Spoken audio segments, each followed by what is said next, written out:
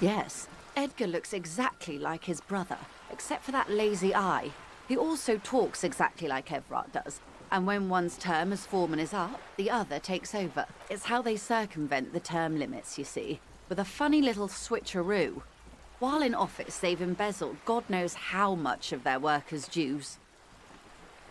The Débardeurs Union was once a perfectly normal institution. 20 years ago, anyway. It must not have been easy to establish under the Emergency Act, but they did it. Organised labour at its best, as they say. Then... A mob. The Débardeurs are a crime syndicate. Sad as it may be, I suspect we'll be forced to cooperate with them. Refreshingly honest, officer. The company has tried appeasing in the past, but I'm afraid our concessions have only emboldened Everard and his brother. And your opinion, Detective, if I may ask? I'm a curious and talkative person, you see. Would you say the Débardeurs Union is...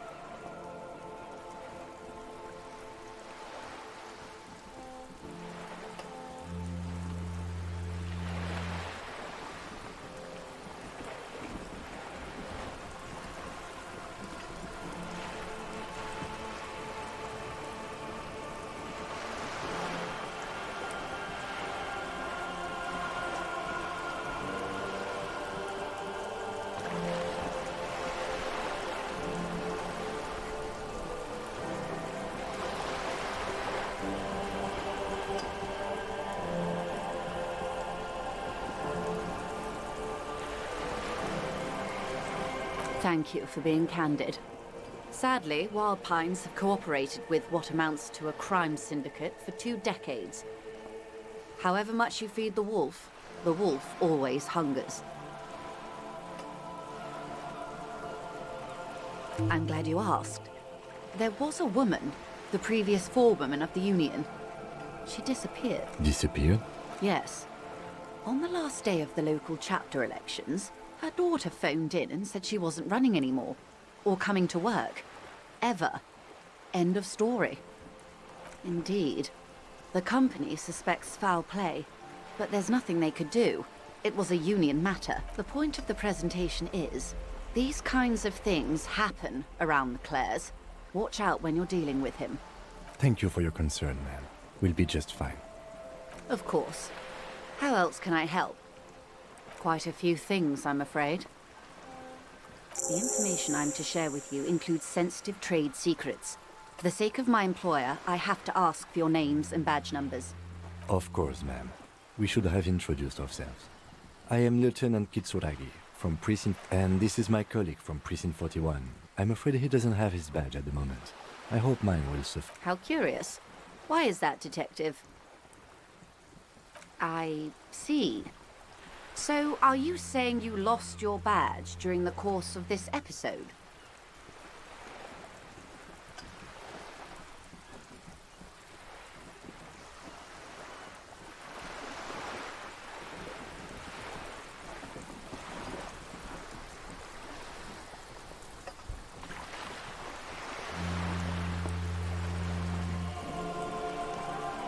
Oh dear.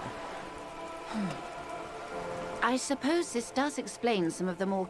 As I said, ma'am, his technique may be very unconventional, but he is. Of course, I sympathize. But I'm afraid I simply can't share anything more until I've seen... Hang on. She's a professional negotiator. She should be open to some sort of mutually beneficial arrangement. She's a negotiator. Just float a favor at her. Insinuate.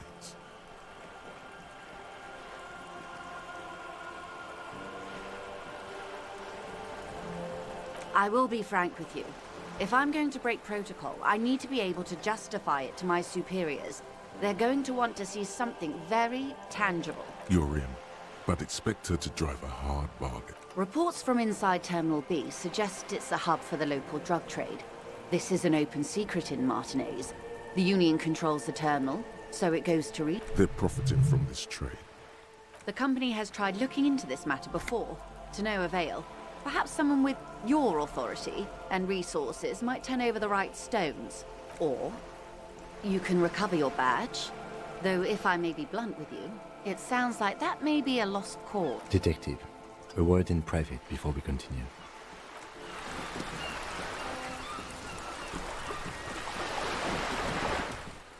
This is not going quite as I hoped it would. Honestly, I was expecting you to use your unorthodox technique to keep her off. This woman is running circles around us. She might have known about your misplaced badge all along, or she's simply an adept improviser. Either way, we've played straight into her hands. No, if there is reasonable suspicion, we must investigate. What I propose is, we ask her, then we investigate, briefly. But do not share the outcome of this investigation with her. Oh, that would be fantastic, but do we have the time? You could request a new one from the station, but that would literally take months. You're back. Good. What can I help you with? That's the man who was killed. I'm afraid this is a discussion for once we've cleared the lynching question.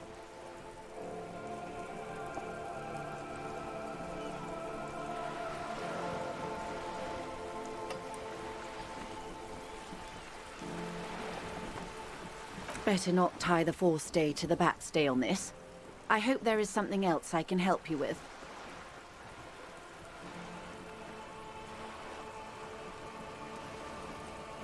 This reality. Ah, yes, the episode. Sounds like an acute case of encephalopathy now that I think of it. Don't be phased, madame. He functions perfectly well. He only needs a... We may be here a while then. Ask away, officer. All right, we're in. I know these all look good, but begin with the first, okay?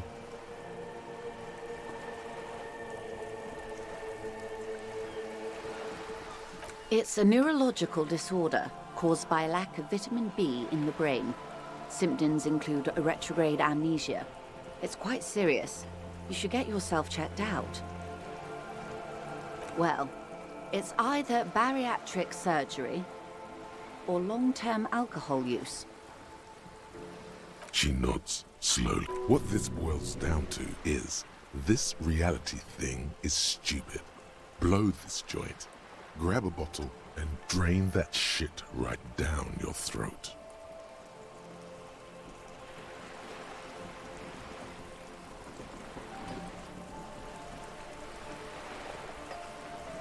She stares at you, head tilted to the side, with a slightly concerned look on her face. We're in Martinez, baby. A casual term of endearment popular among the 50-plus crowd. Aren't we all? Martinez is a district of Revachol. A very small district tucked... You would be excused for not knowing about it. Unimportant, they say. Forgotten, even. Shelled to smithereens during the Revolution. It has its charm. I would be happy to. What is a preposterously expensive education for, if not sharing? 6 kilometers southwest, in the Valley of Dogs, Junior Officer Chad Tilbrook takes aim at a rabid black dog, licking its wounds in the grass. To his left, his partner, Emil Mullins, whispers, "You heard what happened to Tequila Sunset in Martinez?" "Yes, he lost his mind," Tilbrook answers, fingers on the trigger. "Don't worry, Emil." He pulls it out slowly. Slowly now. He'll find it again. We always do. You? You're an officer of the RCM. Preciso mundo. Nothing more nor less than the de facto law enforcement body of post-revolutionary Revachol, Detective. Yes, we are the Revachol Citizens Militia. Yes, that means not de jure. The RCM acts in what is poetically called the twilight of international law, both at the behest of the coalition government and to its chagrin. The RCM's responsibilities are defined by the Emergency, Wayfarer and Aliments Acts, 3 pieces of legislation keeping the city in a, let's be honest, laissez-faire stasis to the benefit of foreign All 3 are good to know when we are out policing. There's nothing basic about your role, Detective. It's true that the RCM keeps everything the way our seemingly permanent provisional rulers like it. Yet, on the other hand, I know these people. I deal with them daily. Let me tell you, dear, they are not fans of you. The post-revolutionary decade was a disaster for the coalition government. Revachol in the 20s was hell, especially on the west side of the river. Gang warfare, a botched privatization scheme, a nuclear pile meltdown.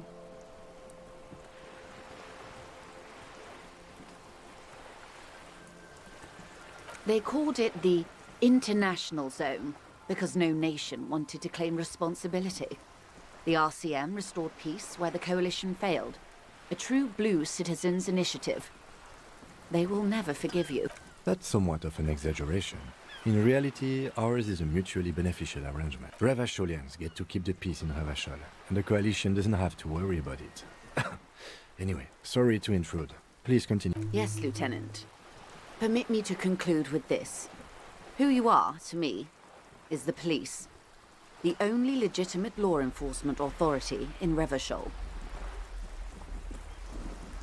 And if those authorities drink so hard they need help recalling the basic terms of reality, well, I'm here to help.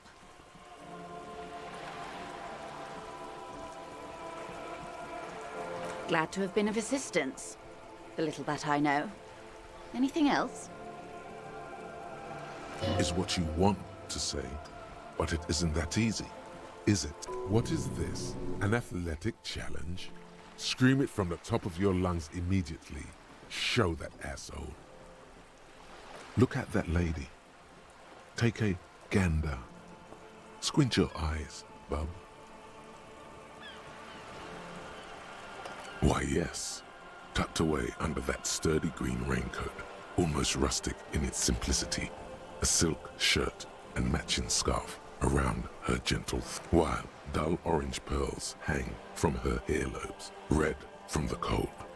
Her light green eyes scan you, full of knowledge and worry, wealth and all its possibilities.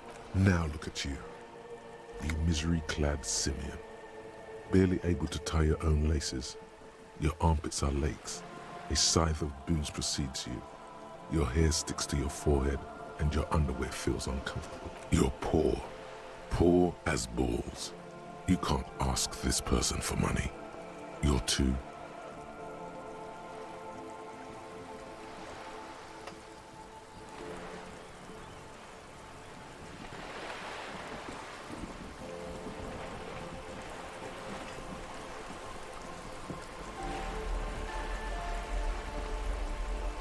You think your little communism protects you from this feeling? No. The more demeaning... As I was saying, if there's any way I may be of assistance, please don't hesitate to ask.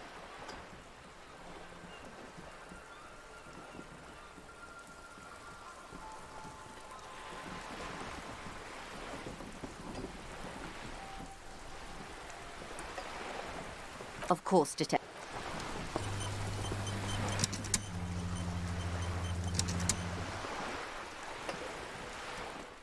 You're back. Good. What can I help you with?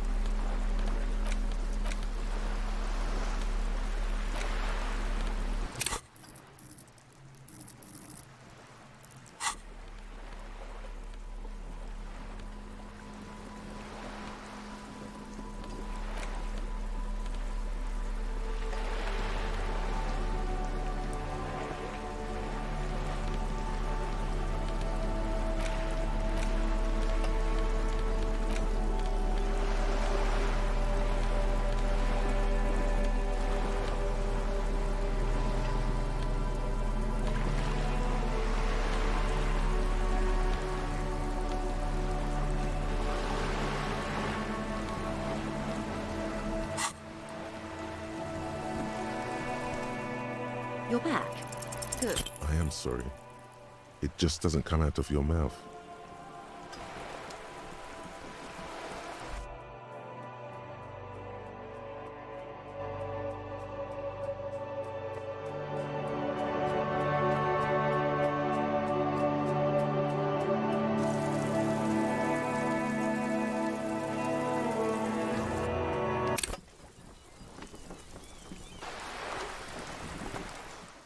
You're back.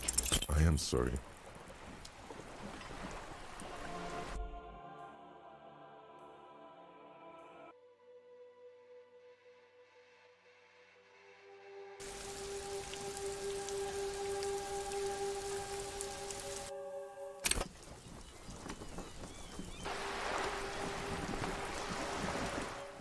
You're back.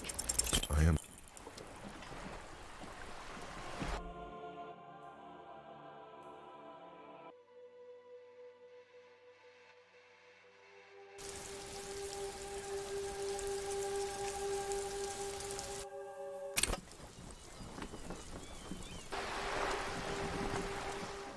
You're back.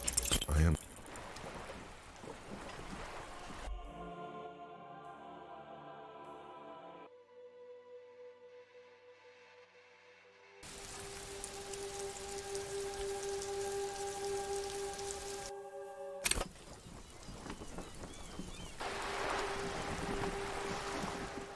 You're back. I am sorry.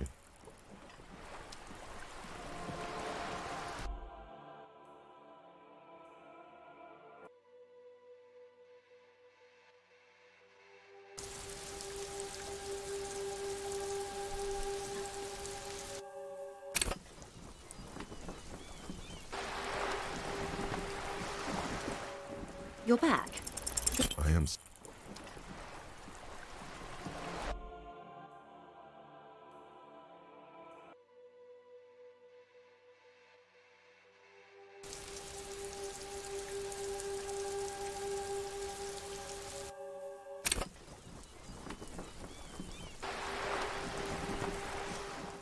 You're back. I am.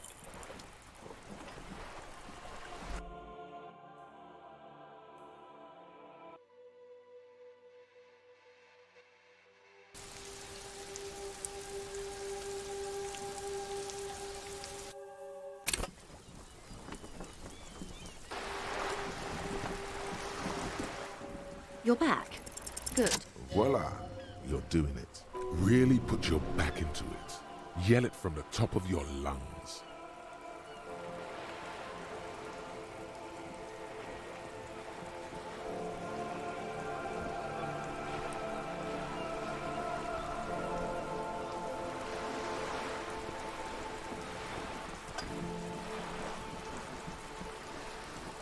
Of course.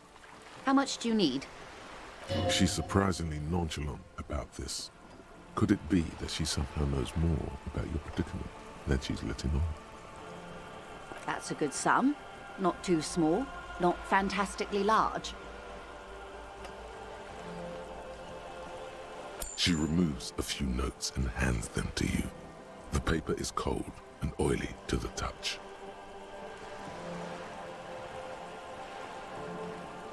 Whoa, whoa! Did you see how easy that was? Ask her for more. Toot toot, train to Moneytown.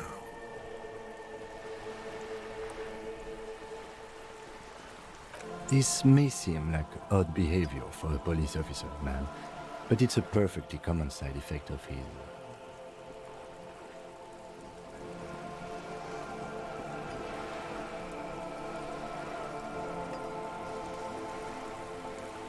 unusual medical episode. It's all right, Lieutenant. I really did bring as little cash with me as possible to avoid attention. So here you are. The last bit of filthy lucre I can share. So, I hope I didn't just bribe you, officer. It may not be technically illegal under the Emergency Act, but still. You illustrate the expression by holding an imaginary and very, very tiny peon between your thumb and index finger. You're right, ma'am, that donations are permitted under the Emergency Act, unseemly as it may be, as long as they are properly logged with the precinct. which he most certainly will do. Now, how else can I help the RCM today, besides supplementing its salaries?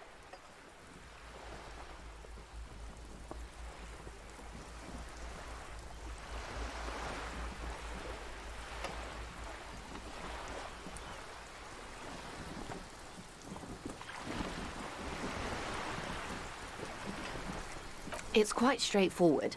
Someone is using Terminal B to smuggle raw ingredients from the Samaran Isola into Revachol with the Union's blessing. Wild Pines has suspected it for years. Ingredients for what, ma'am? Meth and dextroamphetamine, GBL and various synthetic psychedelics. Honestly, it might be quicker to say what you can't make from the stuff. Shit, yeah, baby. It's the party pipeline. Why would you want to shut that down?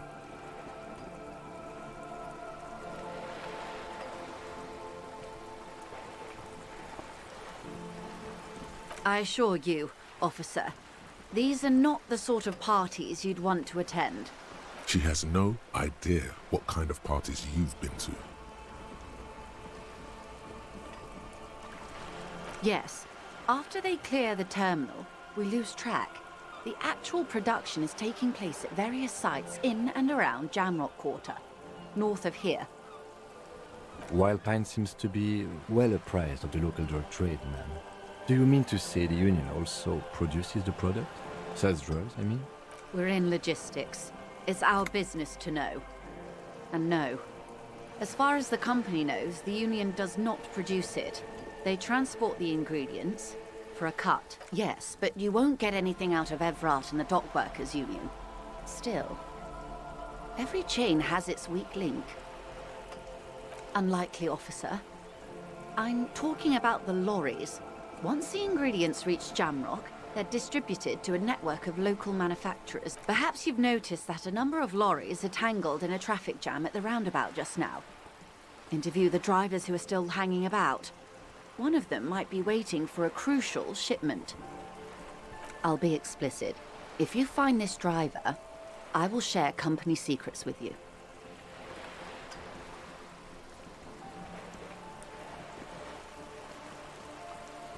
Yes? Excellent. According to my reports, there are at least 3 lorry drivers lingering near the roundabout. It may come to nothing, or it may just blow the case wide open. I suspect the traffic jam won't disperse for a few more days.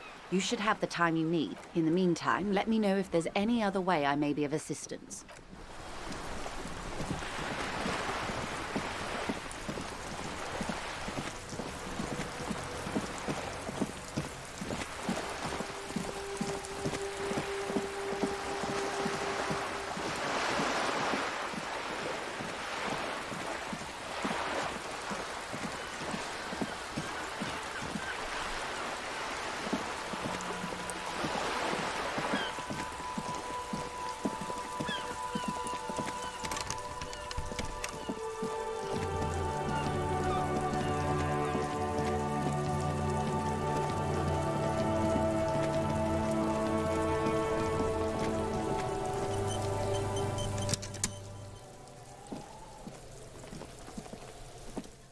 The rotting man lies on his side with his eyes looking straight through you. The lieutenant adjusts his glasses and takes a deep breath.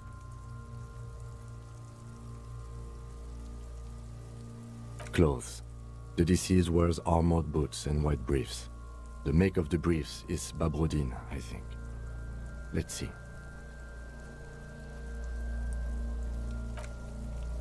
See, it's happening. Babrodine, yes.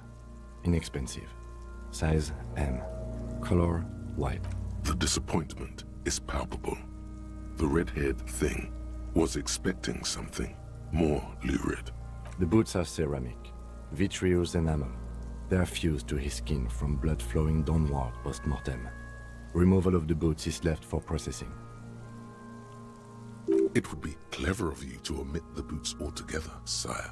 If you are to keep them for yourself, as you ought to, you have deserved them more than anyone else.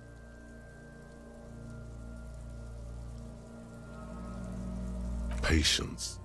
After the autopsy, before the body is taken away, there will be a window of opportunity after the lieutenant has gone to sleep. I hope this has helped you, my liege. Tattoos. The upper torso is covered in a single, continuous tattoo, resembling a map of the night sky. It reaches from the right shoulder to the heart. The ink is blue and white. The assistant has a color photograph of the markings, to be added to the case files as document A1. The photo is taken on the scene, using a Trigat Mini. The deceased has a cargo lashing belt around his neck, tied with a hangman's knot. Color yellow. Length 3 meters.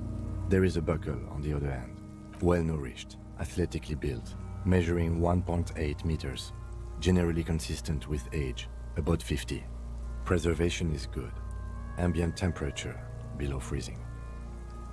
The spine is bent more than the lieutenant compensated for. This buster's actual height is about 1.85. And no, you could not take him straight on. Of course, I undercompensated.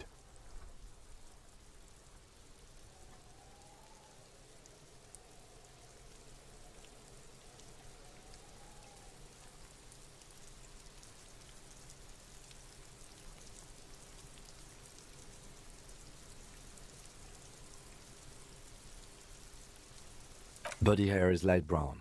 Distribution is consistent with age. The deceased had male pattern baldness. Hair is combed back, short.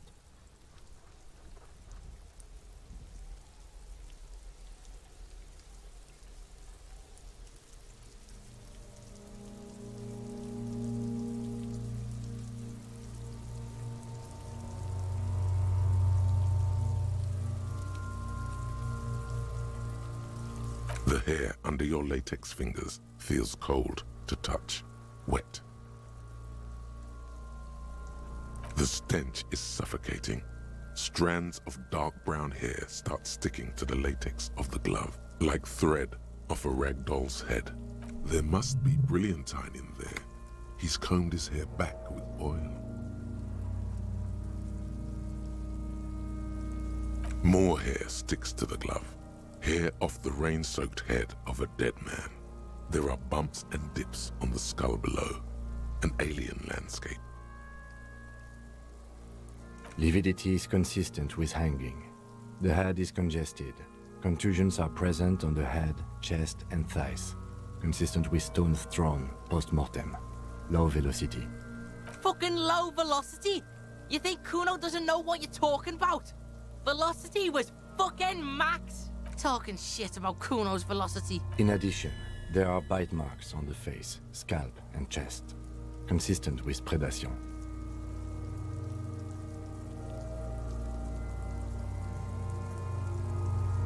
Ligature mark.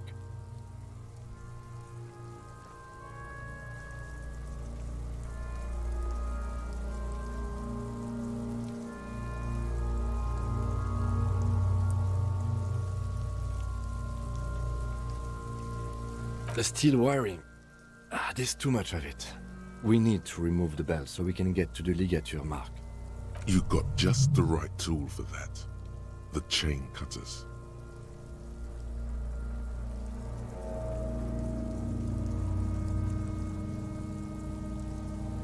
The hanged man lets out a joyous little bubble of rot from his nose. Always good to think ahead. Now,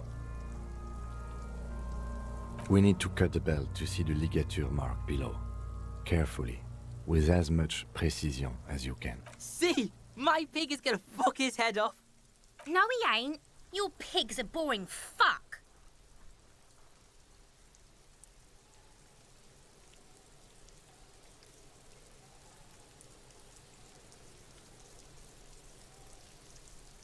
The belt is equally tight around the whole circumference of his neck, swelling over the edges like white bread rising from the east. The knot is the weak spot. The chain cutters fit in there, steady now, like a flower arranger.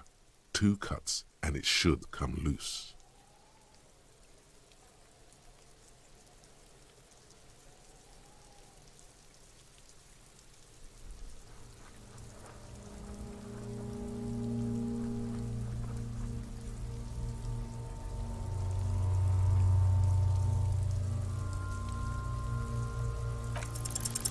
After some deliberation, you sink the cutters into the knot tying the belt together.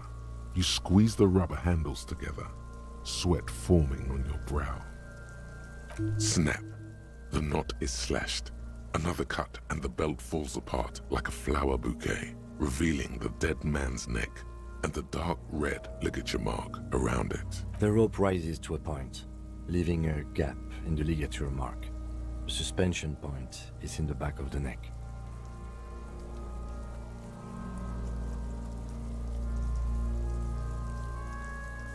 As it ought to.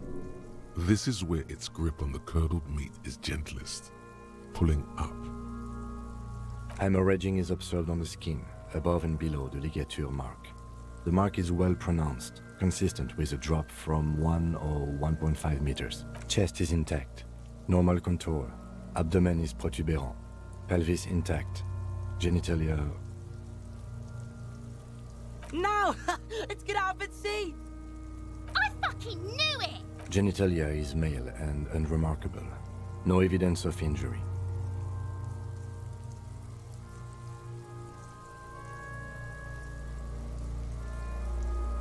The dead man's penis is average-sized, congested from the downward collection of blood. The testicles are uneven in length, hanging underneath. The genitalia is greenish. Marbling is present around the crotch. You should touch it. Doesn't feel like anything. A cold spot under your gardening gloves. Unremarkable and unalive. My pig's so fucking ill right now.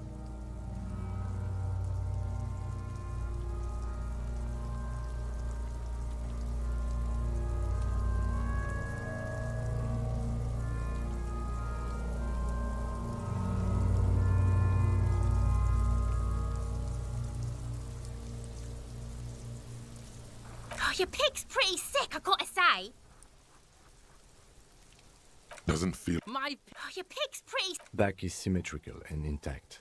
Upper and lower extremities are intact, but asymmetrical. There are all combat injuries on the right hand, thigh, and hip. Bullets have bitten little pieces out of him.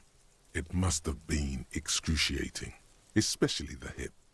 Before you is a temple of pain that knew little tenderness in life. In addition, I see smaller, residual scars, too numerous to count, covering about 30% of his skin.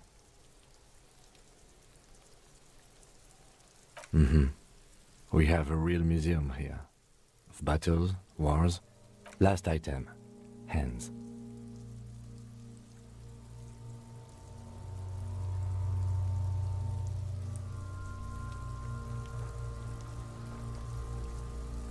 The hand feels heavy, filled with decay liquids, like it's ready to explode if squeezed hard enough. You're suddenly repulsed, so much so you feel compelled to drop it. Hands are clean, no sign of injury from struggling. I was. Maybe I'm just not seeing them. Honestly, this stench is making it hard for me to think at the moment. Ooh. That's all for the external. Well done. What next?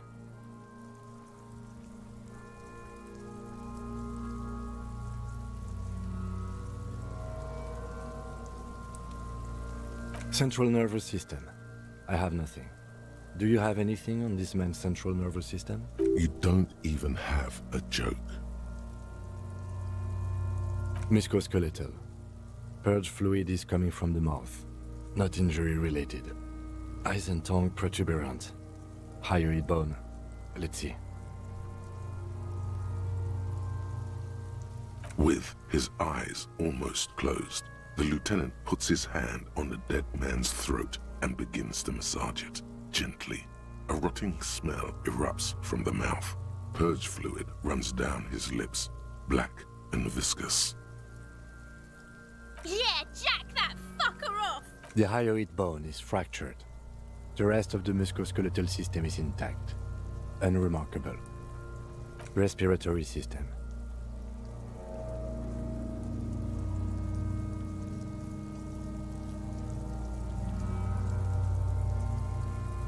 He's really doing it. The dead man's teeth cut into his gloved hands. Oral cavity shows no lesions. The victim has received dental implants, possibly after a combat wound. Mouth swollen, hemorrhaging present in mucosa of the lips and mouth. No scream, no sigh of relief rises from the darkness inside. It's humid there. Sickly sweet air, unlike anything living. You feel like you're about to throw up again, straight in that mouth of his. No, you don't. You can keep it in. You can keep anything in. You manage to suppress the contractions trying to enter your stomach. All it takes is concentration. Through it, you see nothing but darkness. More meat and darkness. Hemorrhaging present in mucus.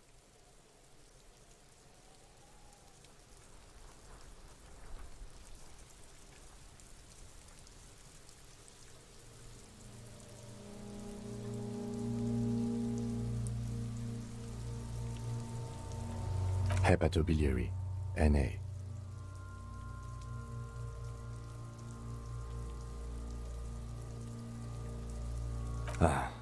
Are you a hepatobiliary expert?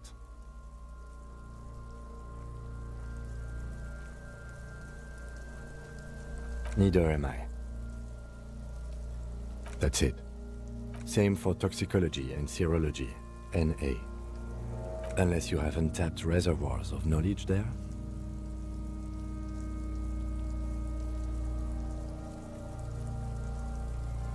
Like a toxicology screening? At this stage, I doubt processing will find anything, even if he was brimming with cocaine. But still, you should add a request. Brimming with cocaine. Cardiovascular.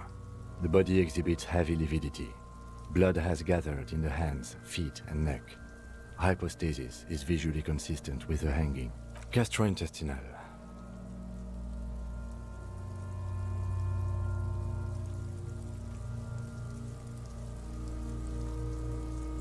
Digested semi-solid food in stomach.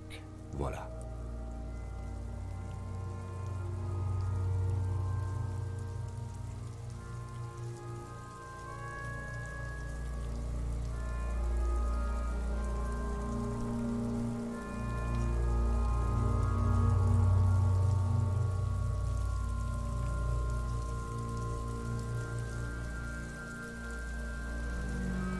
What's next on the list? Let's see. We have bite marks, contusions on the head and chest, and a ligature mark encircling the neck. You'll need 3 feels. Leave a 4th one too.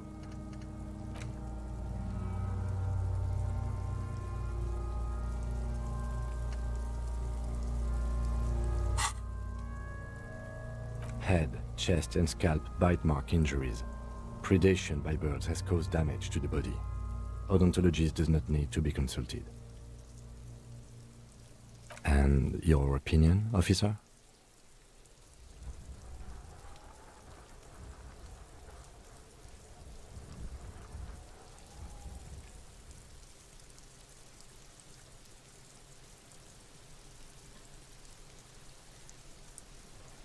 Agreed. Next injury?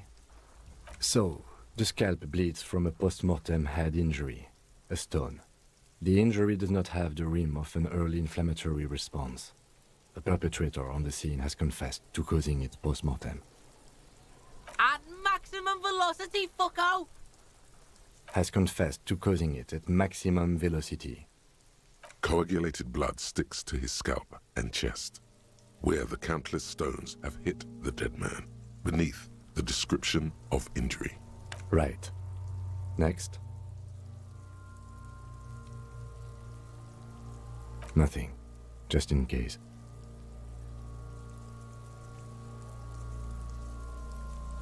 The corpse lay slouched to the side, oblivious to its surroundings.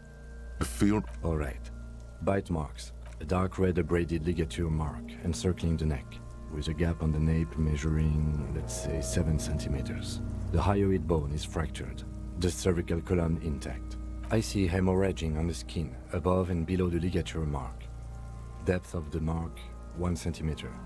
No signs of clawing on the neck. Below the note, 2 customary boxes wait to be ticked. The man's head jerks to the side. The ring around his neck is visible. What was that about no clawing around the neck? You'd be clawing for your life.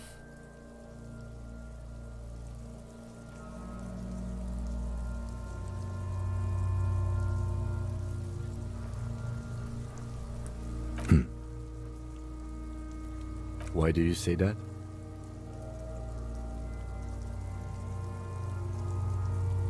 Okay. Why don't you think it was fatal?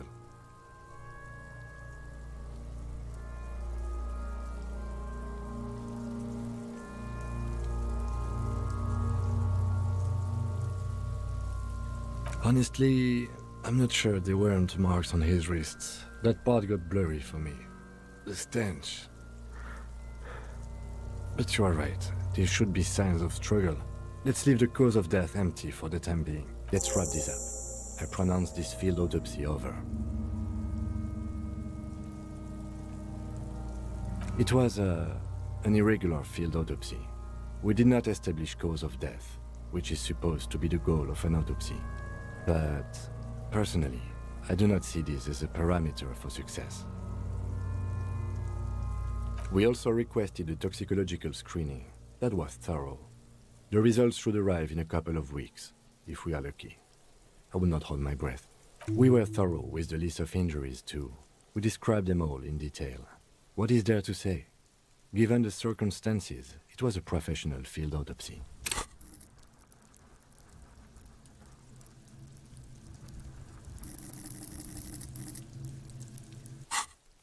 Oh yeah, well done, Master Detective. Maybe a drink is in order? Now, you see, that worries me. You will die if you drink. You know that, don't you? You are proving a useful detective. The organization would miss you. I need a copy of that autopsy form. Then I will drive him to Faubourg. For processing.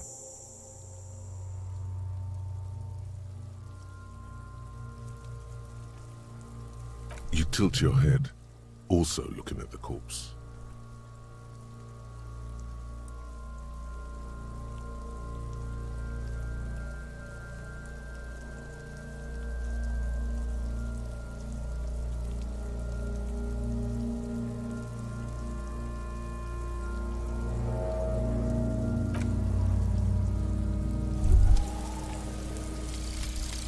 Aces high. For the rest of the world, the Aces High is just a cool Revachol thing, politically neutral. In Revachol, it still holds revolutionary connotations. Also, have you looked at Lieutenant Kitsuragi's clothes? He wears a bomber jacket, just like the ones worn by aerostatic brigades, and those cargo pants could store tools for hot-fixing your aerostatic. Maybe you should ask him about this.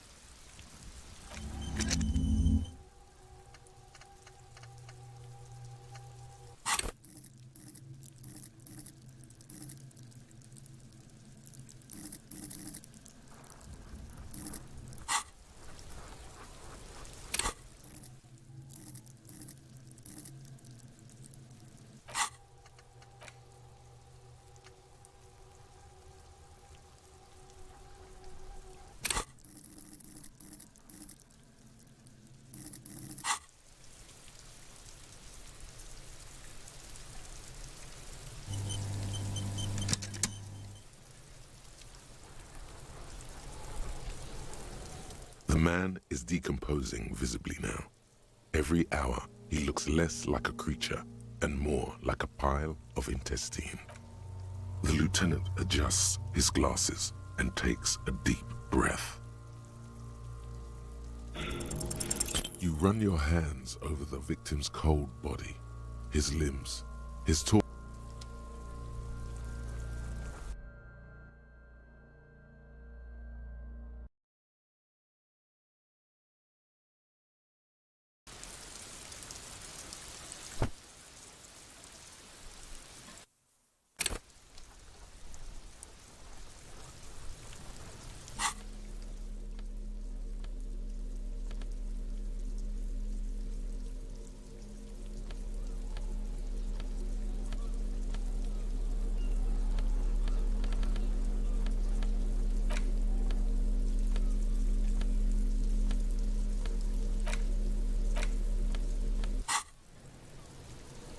The lieutenant adjusts his glasses and takes a deep breath.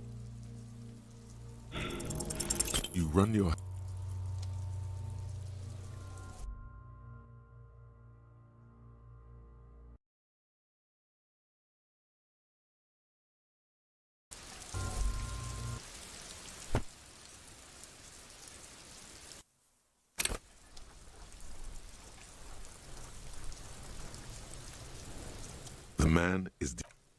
The lieutenant adjusts his glasses and takes a deep breath. You run your hands.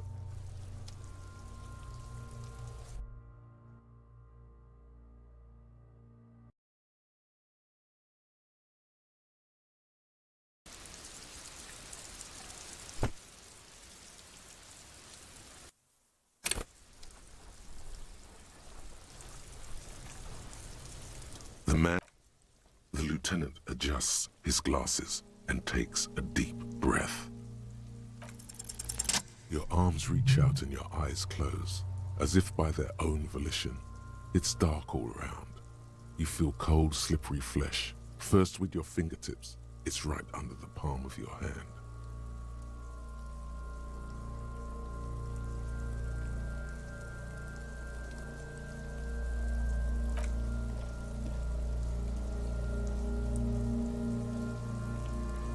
His face, his cheeks, his nose, his fat, swollen lips.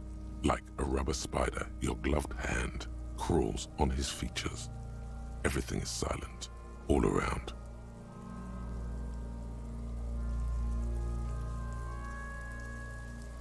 They are swollen shut. You need to really push to get in. Only the little one fits. The flesh changes shape as you bore in, searching for something in the cartilage. The fuck is he doing? The thing you're looking for, it's not there. Crawl out, spider.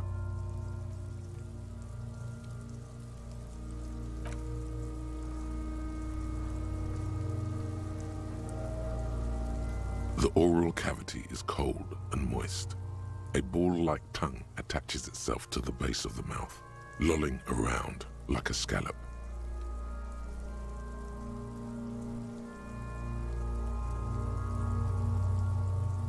The tongue moves freely in the cavity. The mucus of the mouth is slippery, fragile, even through the latex. From the soft meat, teeth are budding, hard pearls of bone in the gums and in the back of the mouth. Can you feel it? You're so close. Rip his jaws open now. Look in. A vision of black and dark red death, pried open by your hands and studded with teeth. Looks like he's laughing. Death fumes rising from his throat. And there, in the back of his mouth, above the bell of the uvula, right in the soft palate, you see a hole, barely visible to the human eye. It is swollen shut, almost vanished. No larger than 0.4 centimeters in radius, the edges appear darkened. Keep going. Kuno nods, too. He takes a step closer.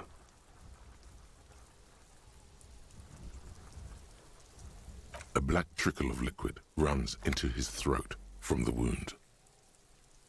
Your index fits right in there. A tight tunnel of flesh opens up. Tissue damage. Wide enough for 2 fingers. As you push both in, you reach through his mouth, right into his brainstem. The fuck is happening? Ah, shit, see?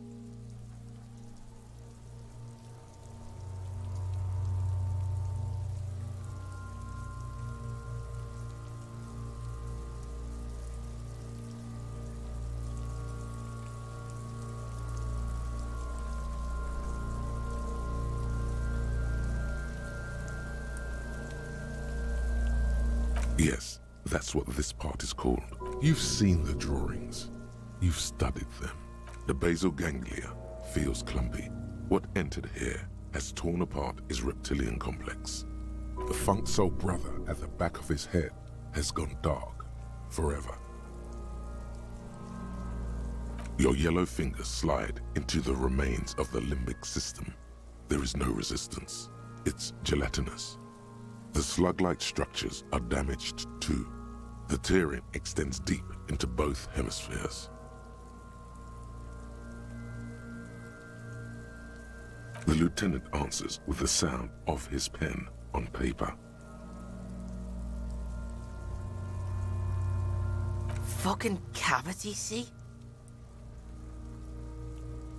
Your fingers are all the way in now, reaching toward the inside of his skull. The cavity goes further, but the entry wound isn't wide enough for the rest of your hand to follow. All the muscles in your body harden. Time to enter him.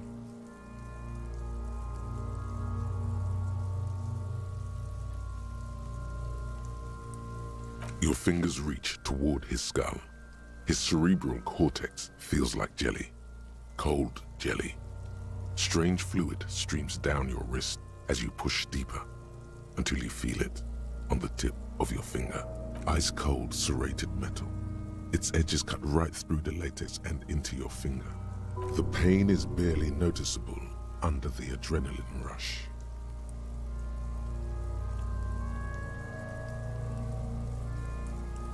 Can you get to it?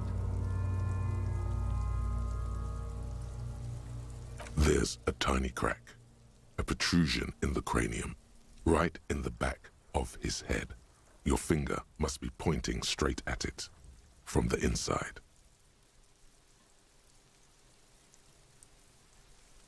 The object that is in there stops just short of the skull, in the encephalus, knocking this tiny fracture into the cranium. We have the makings of a very small exit wound here. Forget about the fucking exit wound, Beano. The pig is wearing him like a fuck puppet. Her voice is absolutely sizzling with excitement.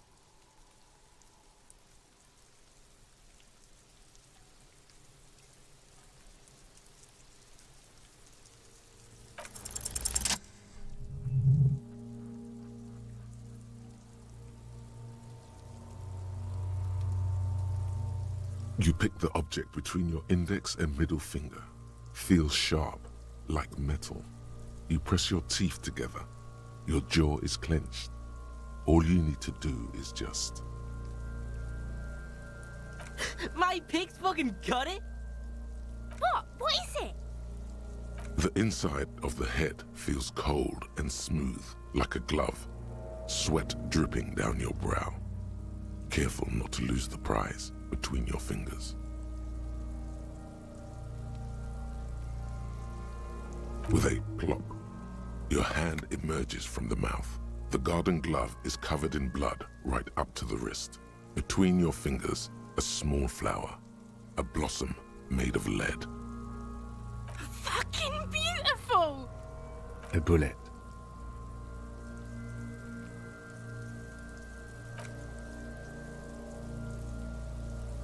The bullet falls in the bag, leaving a smattering of blood on the plastic. He raises the bag under his eyes and says,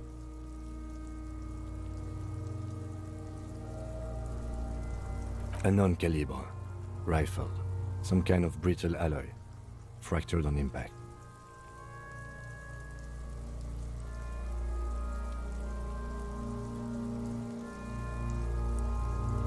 No, you deserve it. We can log it later.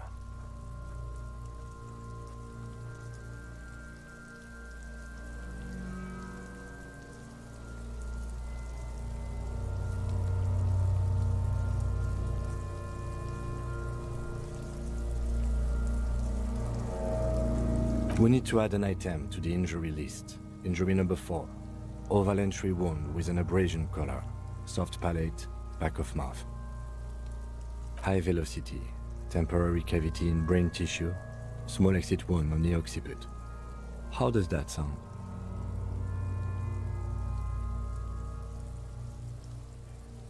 Opinion, fatal injury.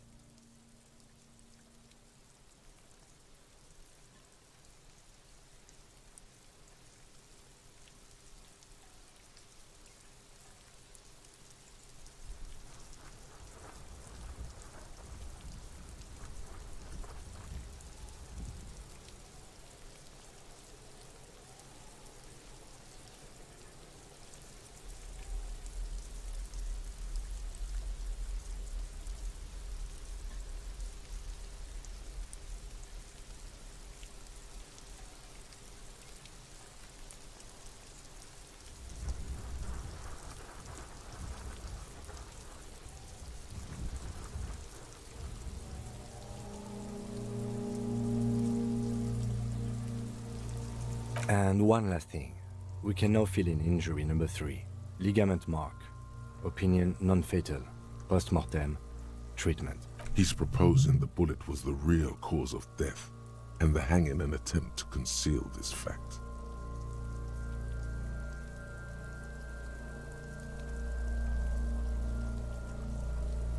Yes, and the belt around his neck, the hanging, even dragging him to the yard. All of it was done after this man was already dead.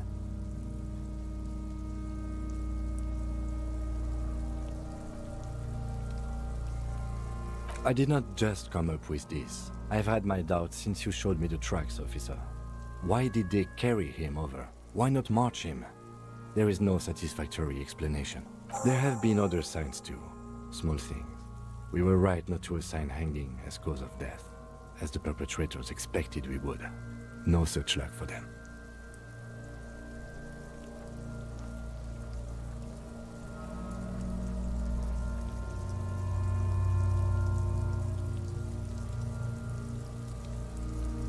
Yes, we should take a closer look at it. I am certain it has more to tell us. This little thing could reveal much about the weapon that shot it. That's for us to find out. But this, it will make finding them just a little easier. To hide something. The real killer? The real motivation? What really happened here? Oh, you really do. I am glad to hear you say that. Your room in the Whirling in Rags should come with a bathroom. Be sure to make use of it in the evening. We put him in a bag and carry him to the holding pen of my kinema. The body bag should contain the odor for the duration of the transport. I would drive him to processing, but it's too late to do that today. I'll do it first thing tomorrow. No problem. One more thing. This was really good work, detective.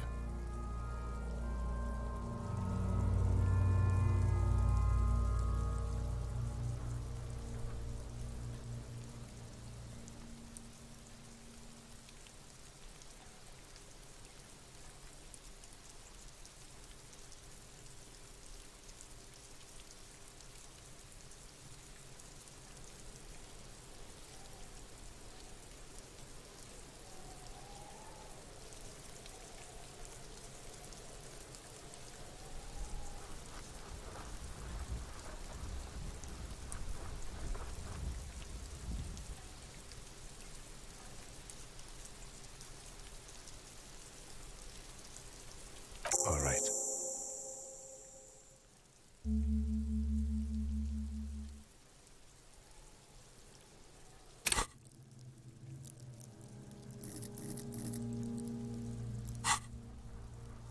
There go those beautiful enamel boots.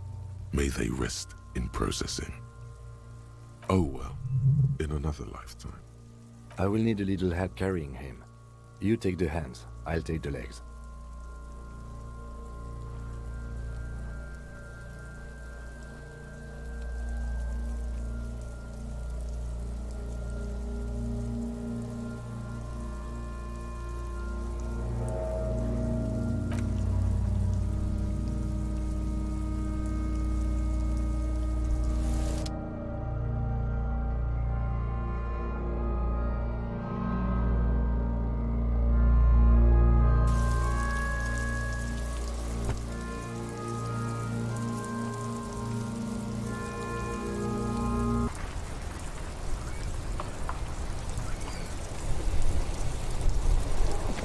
Inside, you see a set of steering levers, a radio microphone, a pull-out toolbox, and the soft glow of the fuel preheater gauge.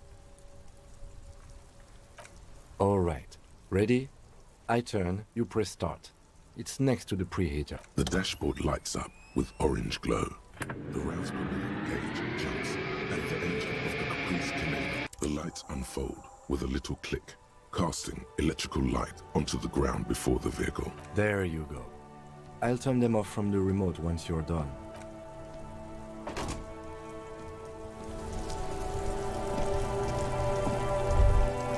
As you hold your ledger's clip under the headlamp, an iridescent hologram appears. A street grid and the veins of a great river. A familiar sensation washes over you. There she is. Revachol West. Around the borders of the watermark are dozens, no, hundreds of micro-perforations.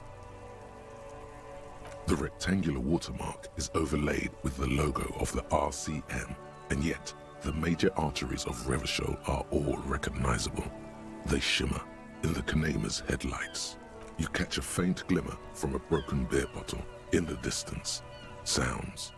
Two men engaged in a drunken argument, followed by the closing of some distant window. In the middle of a broken plaza, illuminated in a cone of light, two men, one slim, the other sturdy. They are on the city stage, but only one of them knows his lines. Ah, Martinez at night.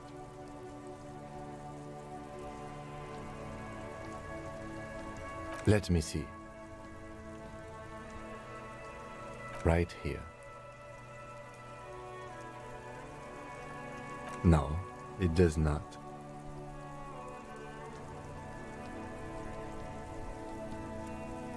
The rectangular watermark, you catch in the middle. Ah, let me see. Right here.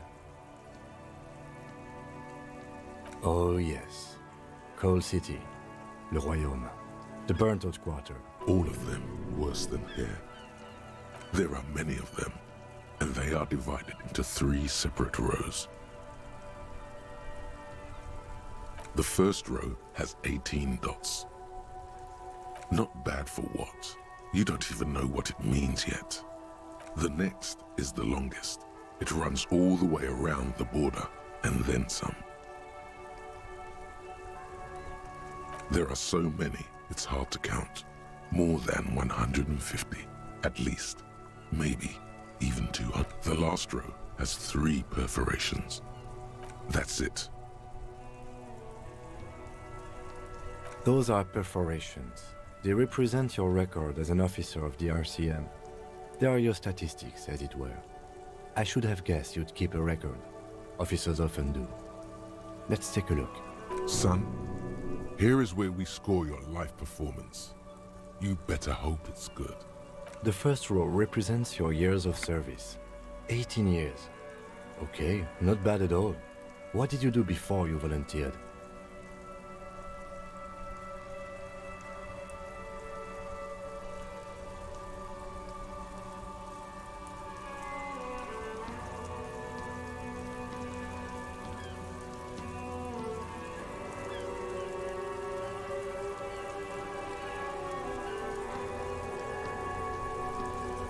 That's what it says.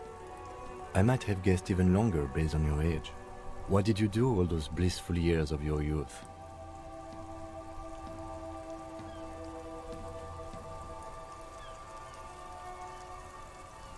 Fair point. Let's move on, shall we? This next row, the one that wraps all the way around, is your number of closed cases. Closed is good. It means finished. You've got, let's see, wow, more than 200. It's quite a lot, even for someone who's been on the force for nearly 2 decades. Usually, clearing more than 10 cases a year puts you in the 90th percentile of all RCM officers.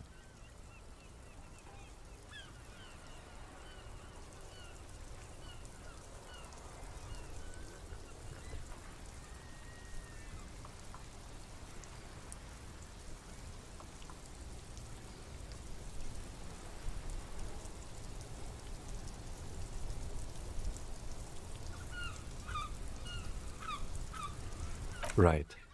Those are your confirmed kills. You've got precisely 3 perforations there. Confirmed kills? That sounds pretty evil. A drink would soften that feeling.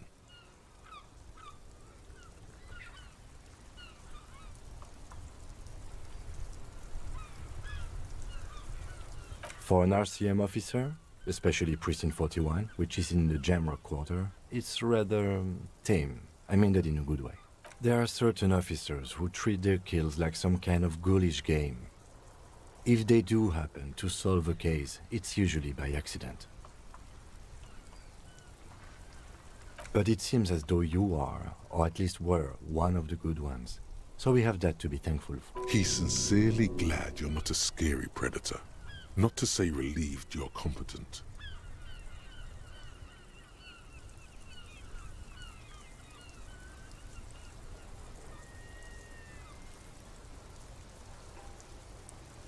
Yes.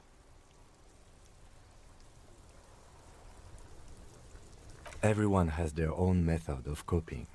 Some more effective or self-destructive than others. Personally, I find it helps to keep up a few hobbies. Oh, this and that. Let's not get into it now. Why not gardening? You've already got the gloves.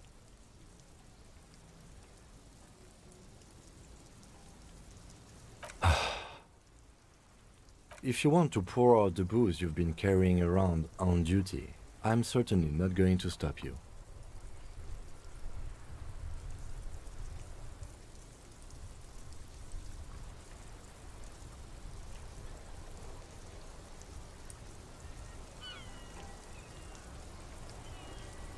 A dark pool of cheap wine appears at your feet. It shimmers in the lights of the Kanema. Honorably done. You have given up some of your own blood for theirs.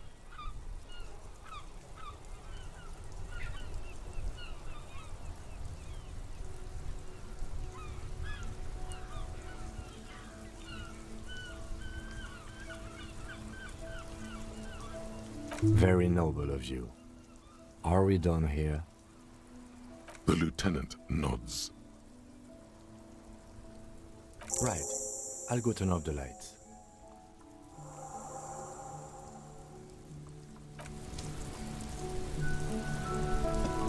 We should think about calling it a day, maybe. The nights are still miserably cold this time of year. You should take care of that, then.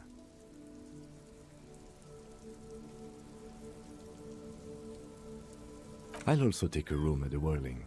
One cannot get much closer to the crime scene.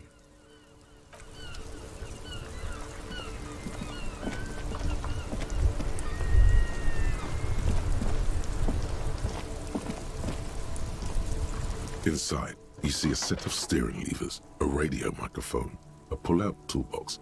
As you tap on the gauge, the indicator pin jerks as if startled. It's... Now, that's enough fun with the foldable headlights. I know they are mesmerizing. They are also fragile. I'm not going to turn it on for you again.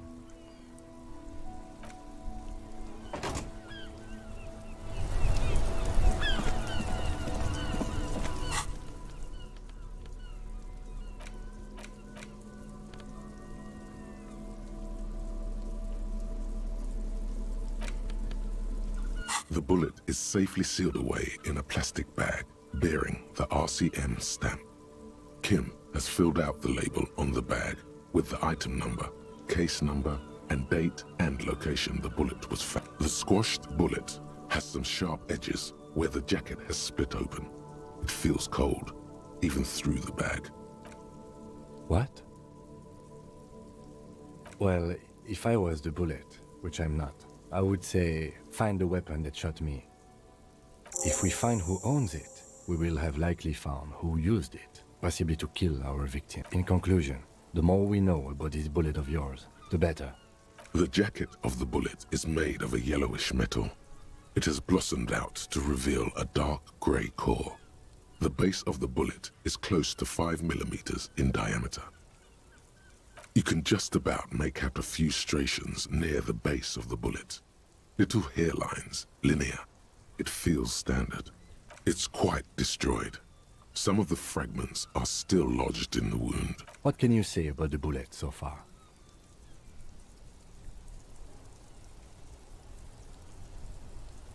A jacketed bullet. Okay. It would have been shot from a military-grade breech-loading rifle, not from a muzzleloader like those typically found on the streets of Martinez. We were right. This came from a serious weapon. Even the RCM uses ordinary unjacketed conical bullets. This is strange. Very strange. I like this, officer. Strange means unique. Unique means incriminating. We need to find the gun that shot it.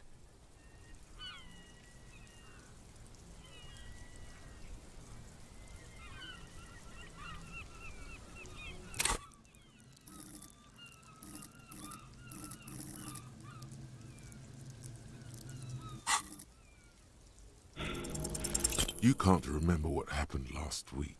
What makes you think you're going to remember arcane firearm models?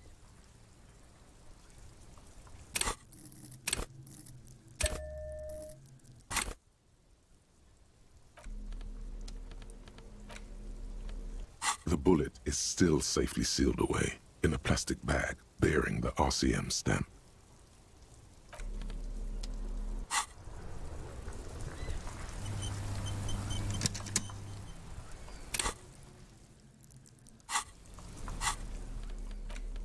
The bullet is still safely sealed away. You can't remember what happened last week. What makes...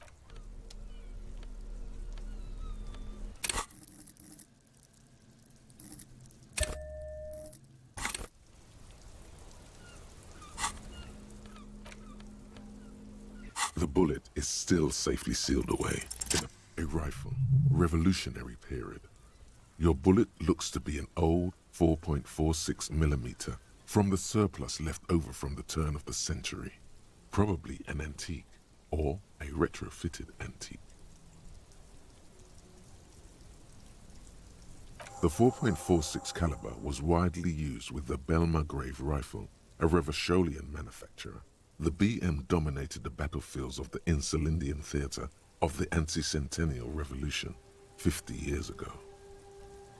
No, but Zeliger, a major firearm manufacturer, ended up with a surplus after the war, so there are still a lot of these old military rifles floating around. Antiques enthusiasts, guerrilla fighters in distant countries, a few lucky jamrock bangers, you're looking for a well-preserved antique, most likely. What are you thinking? Bullet? Okay, and?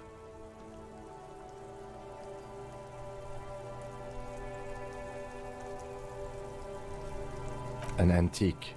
That makes sense. There can't be many breech-loading rifles floating around in Martinez or anywhere in Ravachol, really. Sure, there's some arms trafficking, but the laws prohibiting the use of breech loaders we inherited from the monarchy have been effective, from what I've seen. Some new RCM recruits get impatient with their muzzle loaders once they've trained with military-grade weapons, but they realize it's worth it in the end.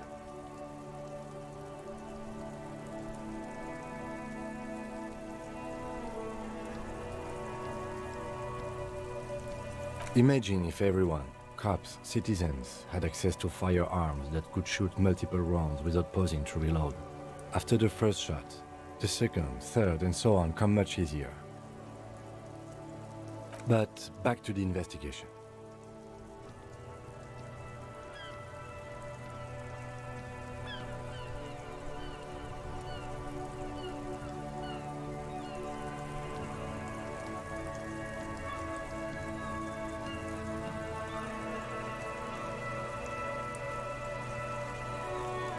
Let's find out.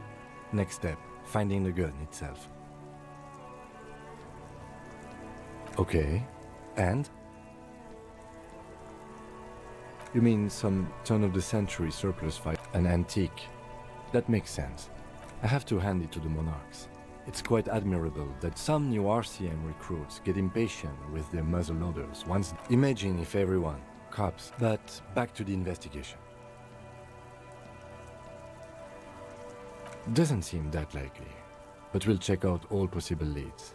Next step, finding the gun itself. It's just a racist mug.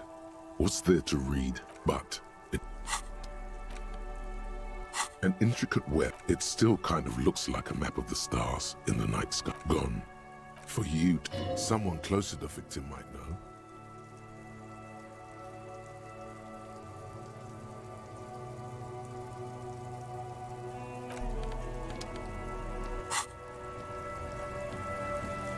Hello again, officer. How are things?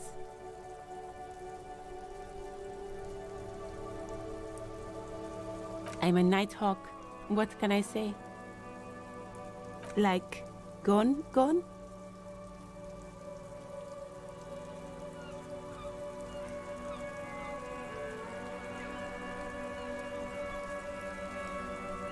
In heaven? Thank you, officer. Looks like I'll get mint in the ground by April.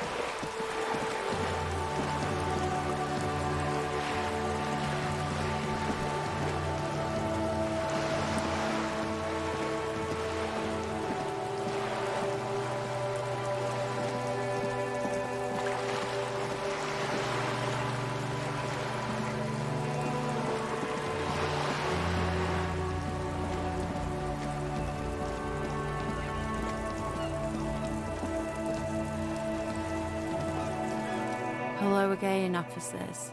Have you come to admire my mural?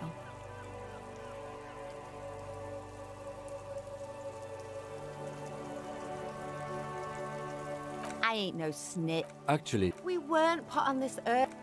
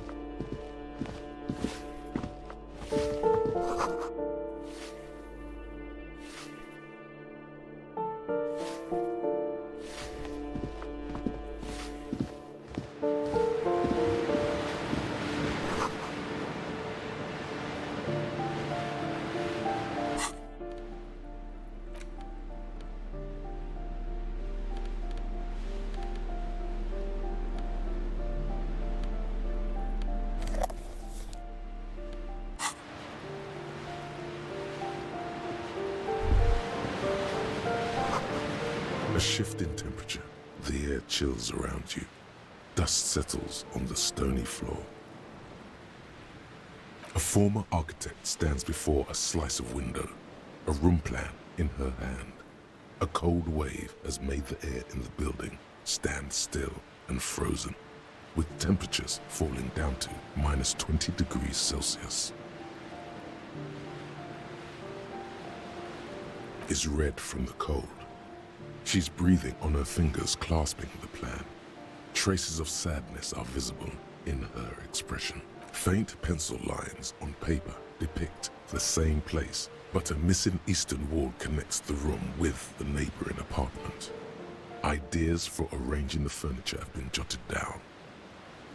It's clean and empty, with new tapestry embellishing the walls. A standard HB graphite pencil has fallen off a three-legged stool in the middle of the room.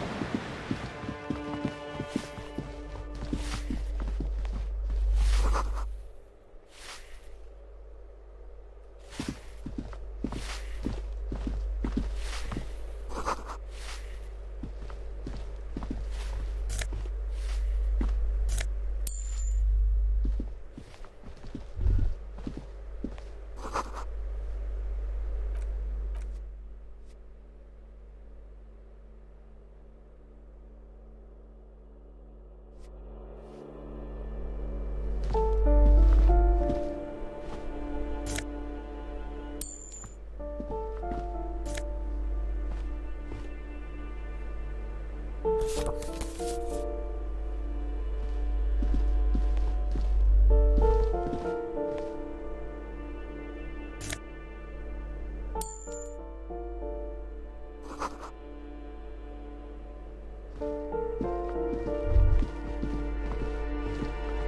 isn't just a five-pointed star. It's an inverted white pentagram cradled in a wreath of antlers, the iconography of communism, in other words.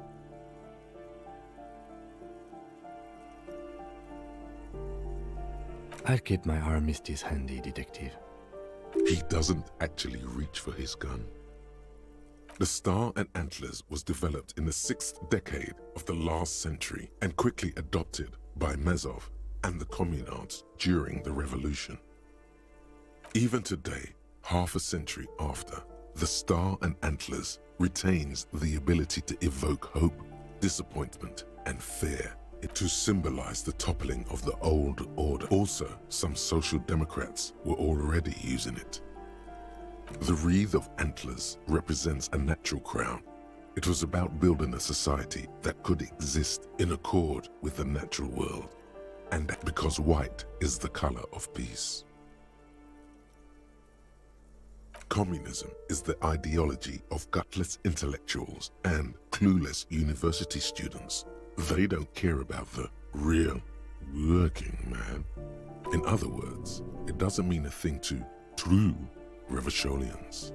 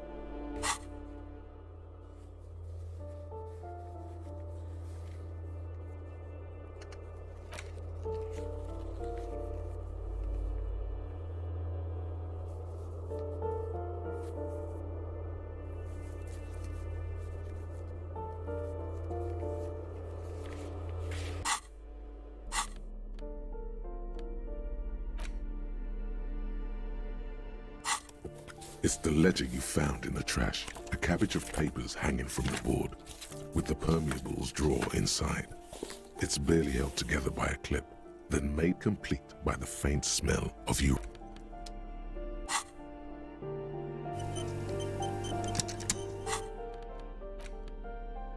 It's the ledger you found in the trash. It's proving to be harder than expected. You just don't have the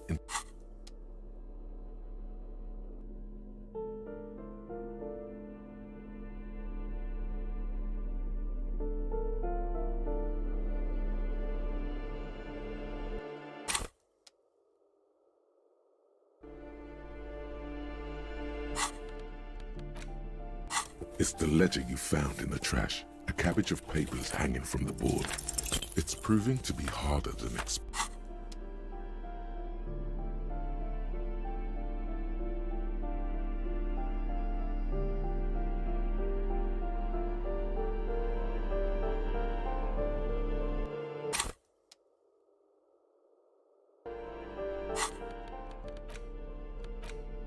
It's the ledger you found in the trash.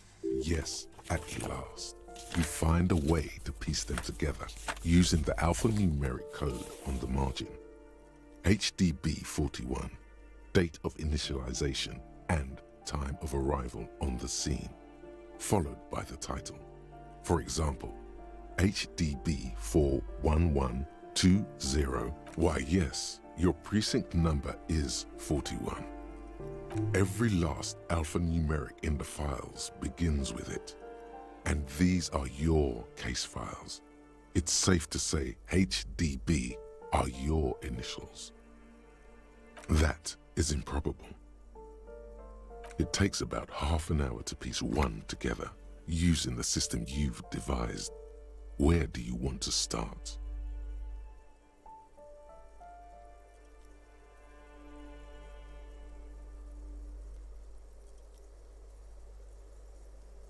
This one is relatively easy to reconstruct. Overnight on 1202, a graffito, nay, a mural, appears on an 8-story tenement overlooking central Jamrock. The building is a sparsely inhabited ghost tower, part of a failed real estate development. The mural is enormous. 2 silhouettes, a man and a woman, are kissing. The text cut into their true love is possible only in the next world. For new people, it is too late for us. Wreak havoc on the people call it that thing and that fucking thing. It's visible for miles. In 2 days, the station's complaints desk gets... The graffito crew is easy to track down. Only the bell lectures have the literage of industrial paint to cover the surface. One of the graffito artists is rumored to be rich. The case files do not show you finding the author of the design. The crew agrees to clean up after themselves. However, your partner, JV, is against the removal, citing public support for conservation. This leads to a debate in Precinct 41, which then spreads to the streets of Jamrock, ending in a rare plebiscite organized by you and the rest of the 9,000 people subjected to the mural's message. All of Lakeside, Central Jamrock, and Villalobos, plus half of the eminent domain, participate in the vote. Although the case begins with what appears to be a lot of rambling on the streets as to how juvenile and stupid the mural is, given a choice between 2 options. A staggering 78% of voters choose to keep it. Turns out the opposition were a loud minority, and that love truly is possible in the next world for new people, and it is too late for us.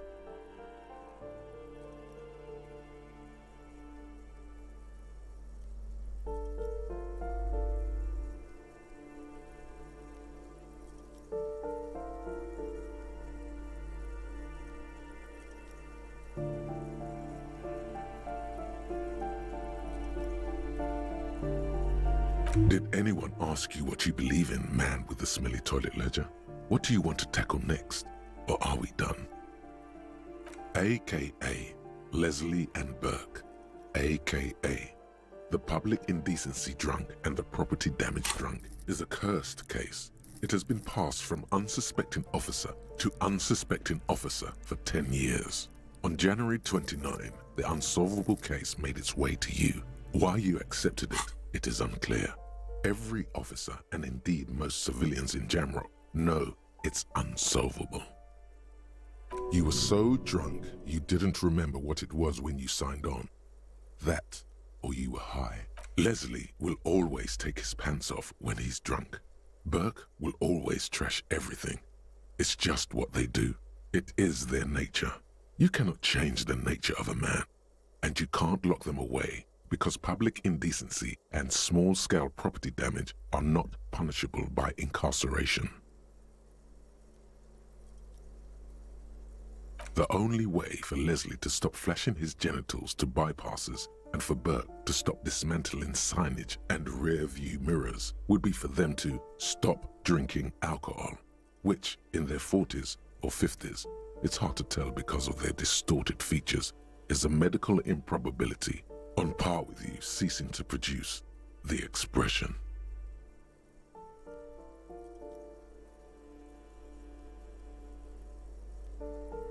You would think that, but you're wrong. Where's the fun in exposing your genitals or breaking stuff in your own home?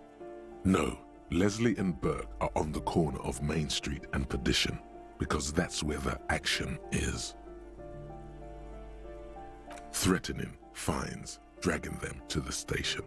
locking them up in the hellholes they live in, locking them up in the station, hypnotherapy, even trying to get the local gang of Zemyaki to take them out. The Zemyaki gave them ethanol so Burke and Leslie would expose and rampage even harder. You tried it all, and still the complaints wouldn't stop, as they hadn't stopped for 10 years.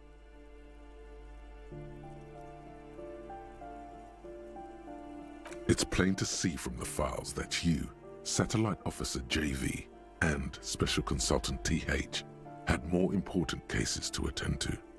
You uncover cross-reference to several ongoing investigations, each brought to a standstill every time you drive down Main Street.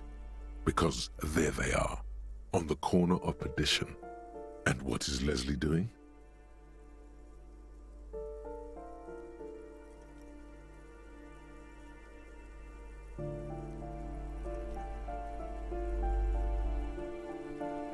Good, you're learning. If the files are to be trusted, that's all there is to it. That and Burke breaking things, and the fact that they're both drunk. But then again, so are you. The case becomes considerably less comic one day when Burke takes a swing at your ledger. He must have it confused with the property he likes to damage. But the joke's on him. You're drunk out of your mind on potent Pilsner. You slam the hardened plastic board in his face. Then you proceed to beat him unconscious with it. In the process, the ledger sustains damage. The compartment within, reserved for permeable documents, is jammed shut. You stop your assault on the now unconscious Burke to open it, but are unable to do so. The officer began to cry, reports Leslie, who, at this point, is tending to Burke. Kill them. They broke it. He came at us, and at us. I think he was trying to kill Burko. While trying to kill Burko, you slowly come around. The permeables compartment is open. You've smashed it open on poor Burko's kneecaps. The good news is, Burke can't walk anymore, can't get out of his apartment, an invalid. With Burke to tend to, Leslie cuts back on the indecent exposure. Maybe he flashes his genitals to Burke, who knows, but both drunks are off the street. The complaints stop. The unsolvable case is solved, which is also why the officer responsible narrowly escapes a disciplinary hearing. The end. Do you want to read another one?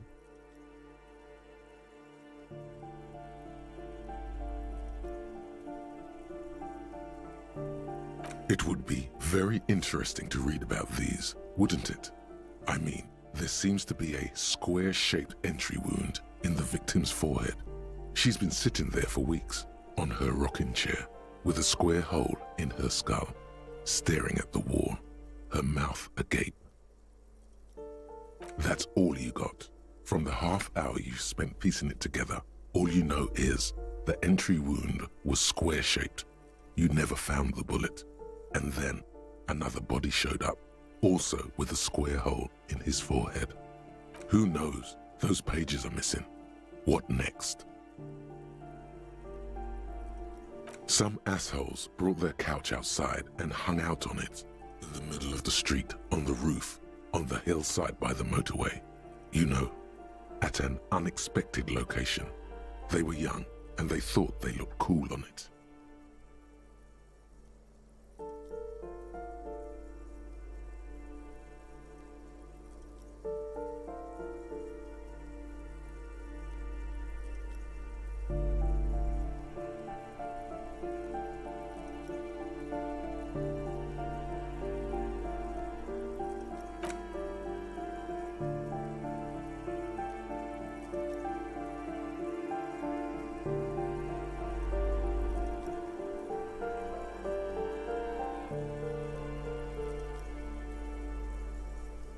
They were leaving it out in all these unexpected and whimsical locations. They took it, too, where they also took photos of themselves on it, and smoked cigarettes, because they felt it's intellectual.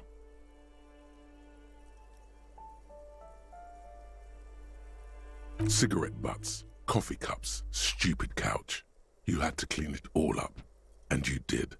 So congratulations to you. Case solved. No. You didn't have time for that. These notes show that you have what is called a real goddamn job. You don't have time to be chasing down the couch assholes. You have a real job to do. What next? Murder. Tum tum tum. At the hookah parlor was a case originally assigned to an officer called Joseph Mills, who is now dead, of circumstances completely unconnected to murder at the hookah parlor.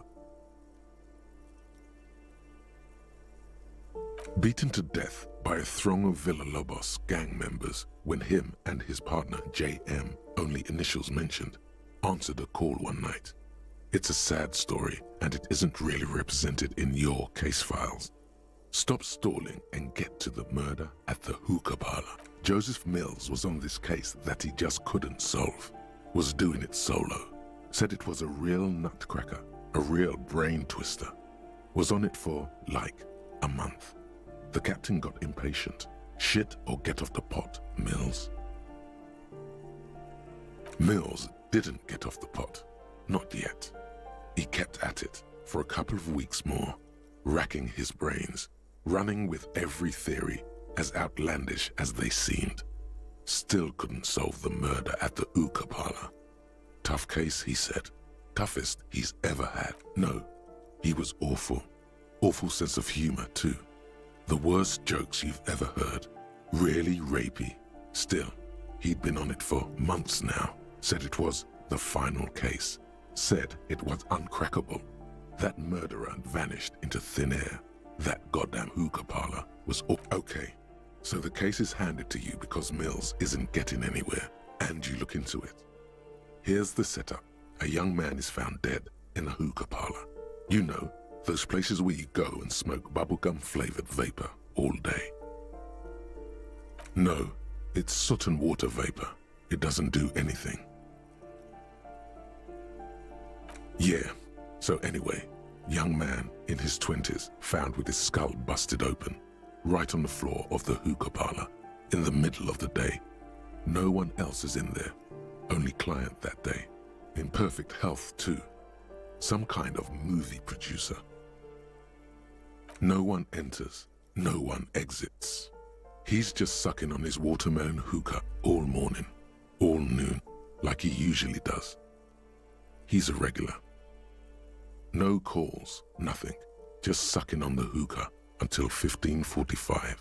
Then bam, he's dead on the floor with his skull busted open, blood everywhere.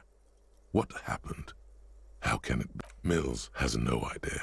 Invisible assassin, movie deal gone sour. Girl at the counter did it.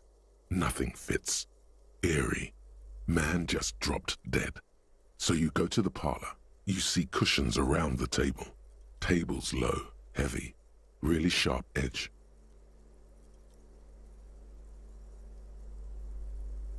See?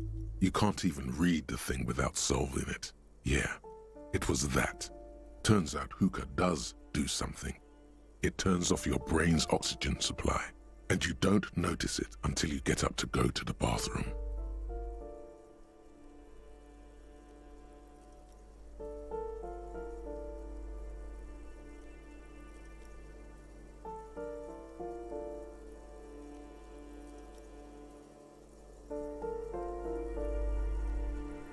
Yeah, he liked his hookah. Stephen was his name. Smoking hookah. Didn't you hear? I don't know. Trying to come up with a movie script, maybe. Anyway, that was murder at the hookah parlor. Joseph Mills wasn't a good detective, and about 30 minutes has passed, piecing it together. Next. Not much has changed in the meanwhile. A bunch of sodden papers still sags from the clipboard. It takes about half an hour to piece one together, using the system you've devised. Which one do you want? Not much has changed in...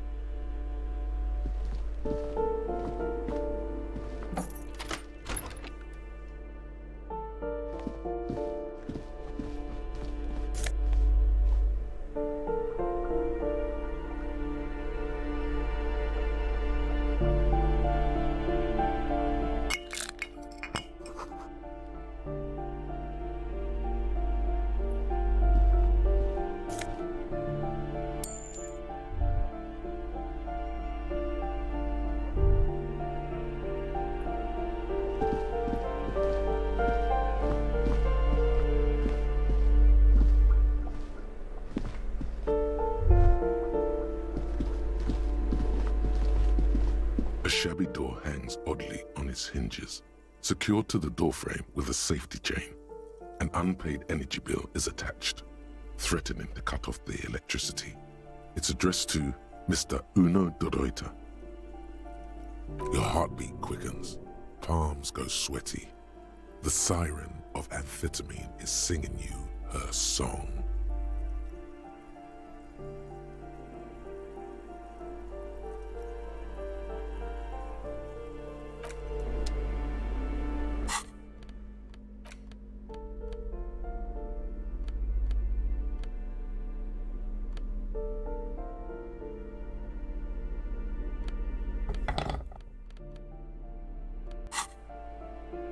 A shabby door hangs oddly on its hinges, secured to the doorframe with a safety chain.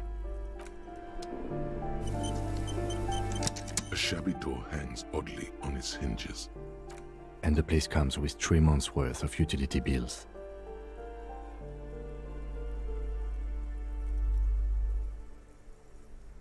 No response. Good thing you already have the chain cutters in your hand. Nothing left to do now but snip, snip. Snip. The cutter goes through them like dead leaves. The links fall to the ground on the other side of the door. Don't let the quiet fool you. The beast is in there somewhere, ready to rip you to shreds with a broken bottle. I know there's no stopping you, but let's at least make this quick.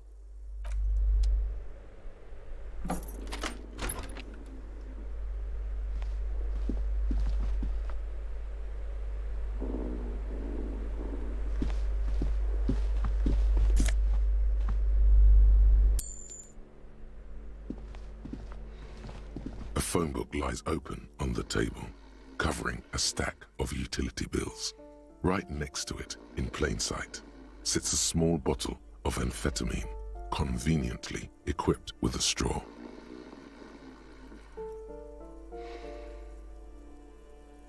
You pocket the bottle as if it were the most natural thing in the world. Don't wait. Celebrate. Blast that shit right here. Take inventory of it once this boring table shit is done. Blast it before you face the beast, Deruita. You're going to need the encouragement.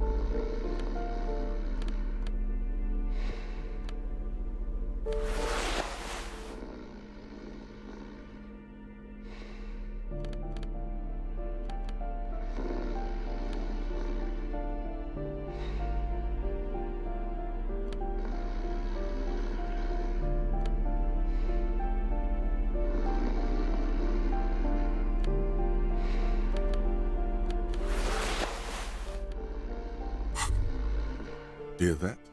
Magnesium. That's what you're lacking. The lack of magnesium has you slouched. The magnesium levels in your blood are dangerously low. It's about the low magnesium levels and not the high alcohol levels.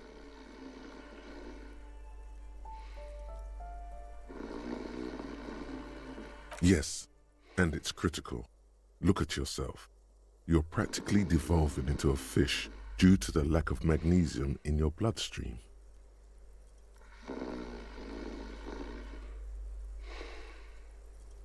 Maggot sideways? What are you talking about? You need to maggot up. You've probably had 2 heart attacks and a minor stroke already, and the only prescription is insane amounts of magnesium. 1 stroke? Don't be so modest. He's having one right now.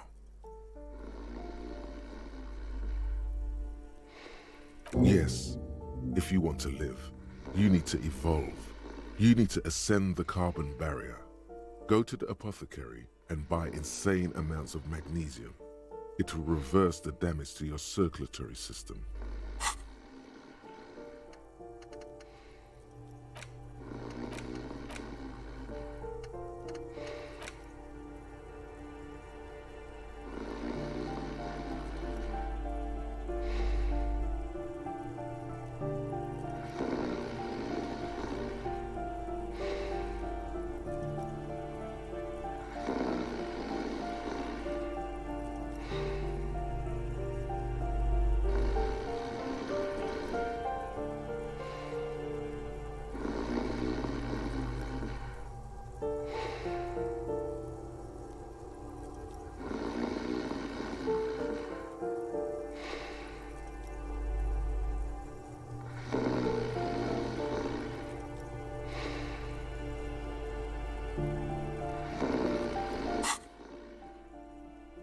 Just remember, it's not the alcohol.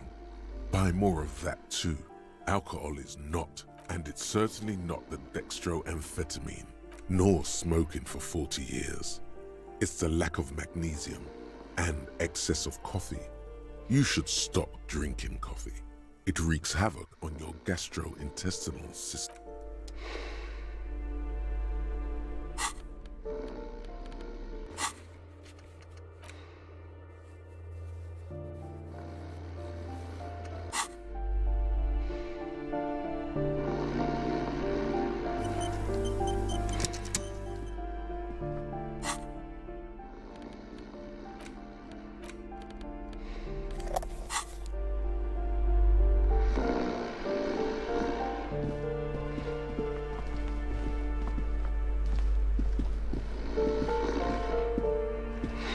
A bundle of clothes heaped on the bed, a stained parka, some towels, and a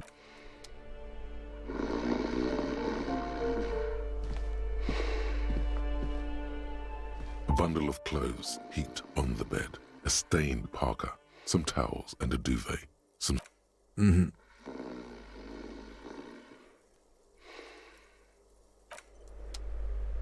A bundle of clothes. Something underneath there is breathing. It doesn't give a shit that you're a cop. Stop your hand now, or you're gonna die. Your hand touches a greasy duvet covered in cigarette burns and ketchup stains. You hear a growl. There is something alive underneath it. You see a 60-year-old, fat, red-headed man passed out from large amounts of alcohol and God knows what else. The smell of shit rises from his mouth. You don't have to take him down. He's already down.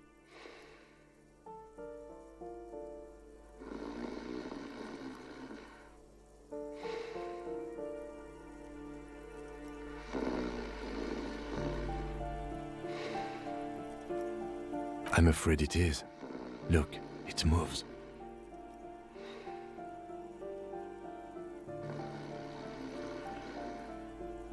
A groan rises from the man's throat, dry like a death rattle. He's trying to say something in his sleep.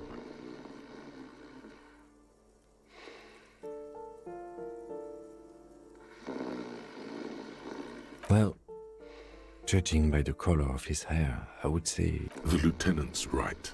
The man's unwashed hair bears a familiar ginger tone. Even the hair on his chest is coppery.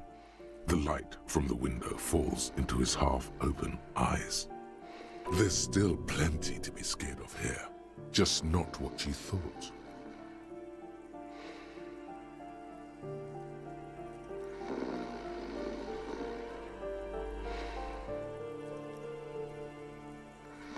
I think he's still quite bad.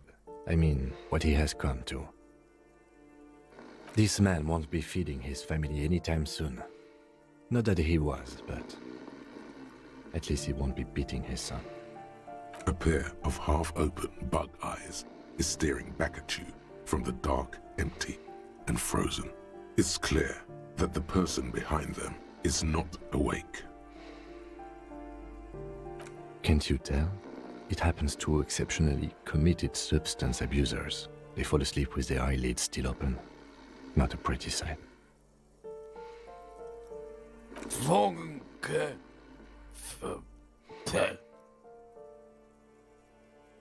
Look, he's trying to communicate. What is there to do? We could turn him on his side so he doesn't choke on his own vomit, but he's already on his side. We could take him to Remedy or Saint-Baptiste, but he doesn't have money for medical services. The almshouse would turn him down. They don't do charity for people who are trying to kill themselves. Besides, he'll be dead in a few. The pile of blankets grunts miserably. Silence. Only heat emanates from the sleeping body. He wouldn't be too thrilled to learn you stole his stash. It was the last thing keeping him functional. The man groans once again, but his tongue keeps failing him. It's impossible to make out the syllables. A hand emerges from the blankets, trying to gesticulate something, and then it dawns upon you, clear and surreal. Pigs, he says. He's trying to call you pigs.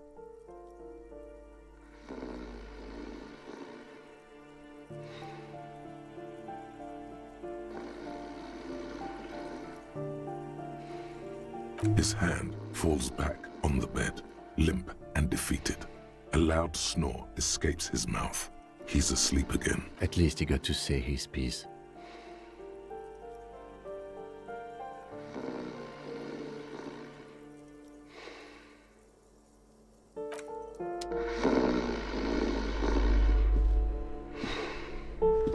The aging alcoholic is still there, silent. He wouldn't be too thrilled.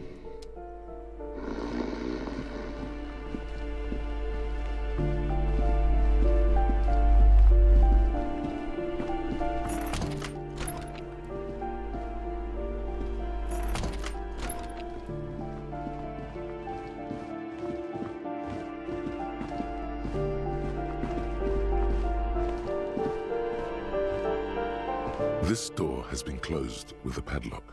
A chalk-drawn number on the board says, number 11. It's a solid lump of metal, but the shackle is deeply corroded. A solid pair of chain cutters would make short work of it. Better whip out those cutters. You won't get very far otherwise.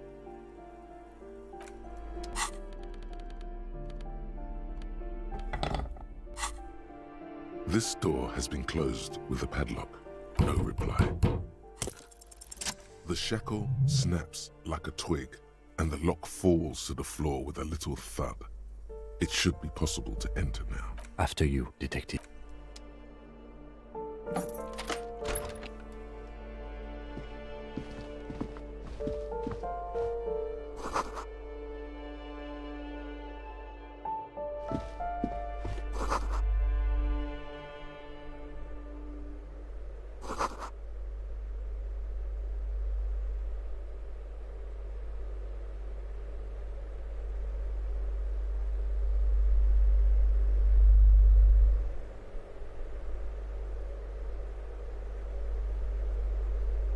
A plaster-cast bust depicts a middle-aged man with impressive sideburns.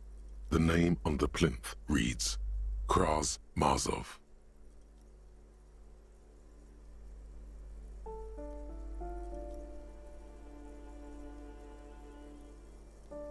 The White Star, the photos on the wall.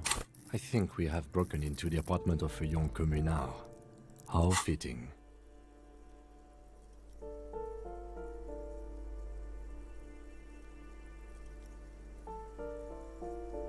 He's known as the father of scientific communism, also known as Masovianism. His theories about economic history greatly influenced, some would even say sparked, the anti-centennial revolution. The lieutenant raises a brow.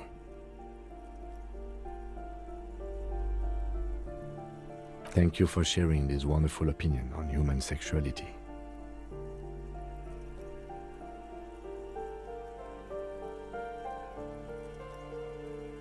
There aren't many communists around, not after the revolution. Some youth still keep the ideology going, it seems.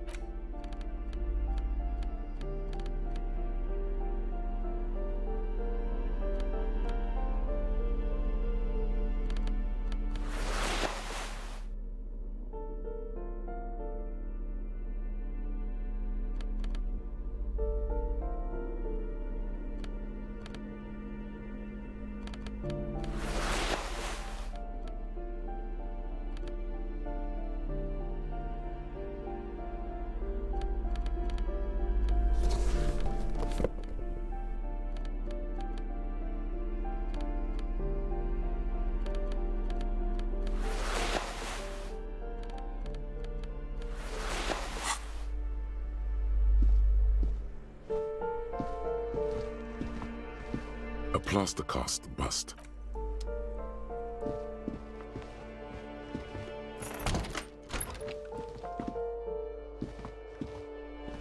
You hear someone walking around inside, rearranging the furniture.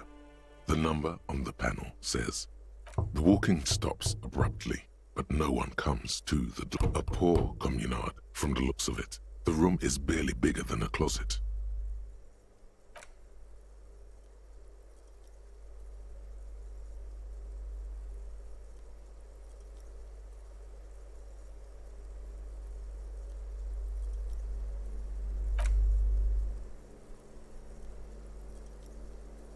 Let's go. We don't have a reason to get inside that apartment. Later then, entering this door seems a physical challenge. A poor communard. Let's go. Later then.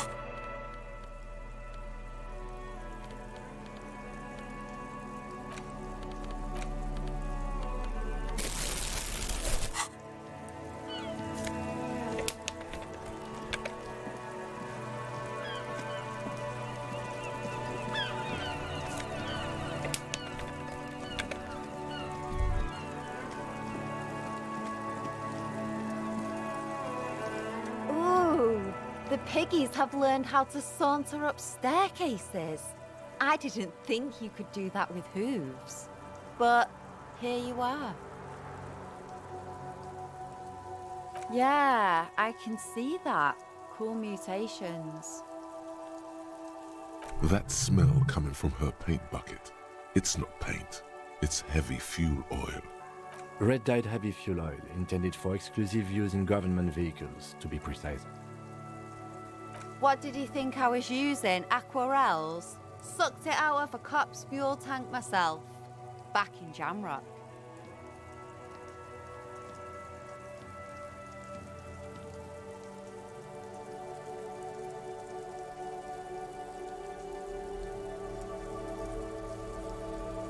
You ain't seen nothing yet, Piggy Boo.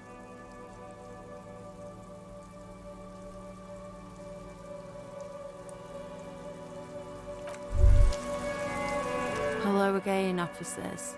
Have you come to admire my mural?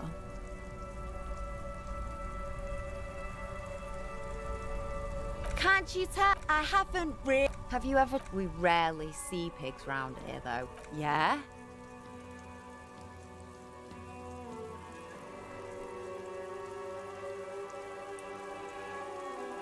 Let's be realistic. What are you going to do? Throw her off the balcony? You heard your partner, Piggy. And... I condone the idea of using physical force on her. She's a girl.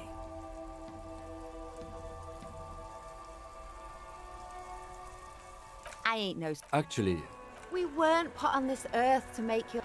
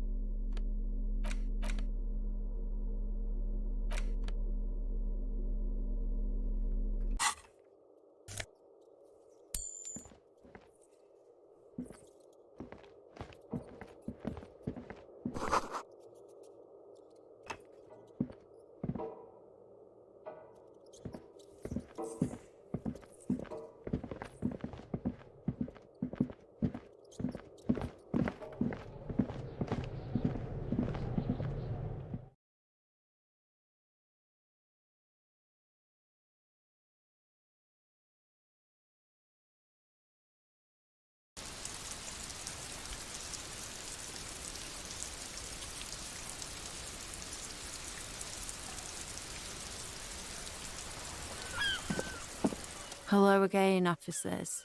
Have you come? Ooh. Not only have you found my address, you've discovered my biggest secret. I'm a coal miner.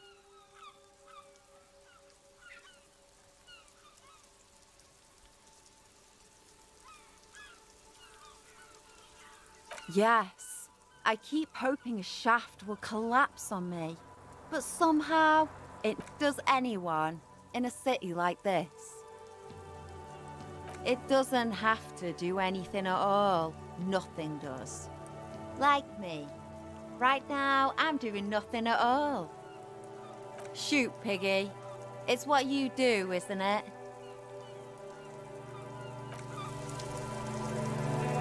Hello again, officers. She, hatred, the woman on the boat does not notice her steering. On a first-name basis with her, are we? Piggy's moving up in the world. Pig's not half as dumb as he looks. She, hatred, the woman on... That is on her.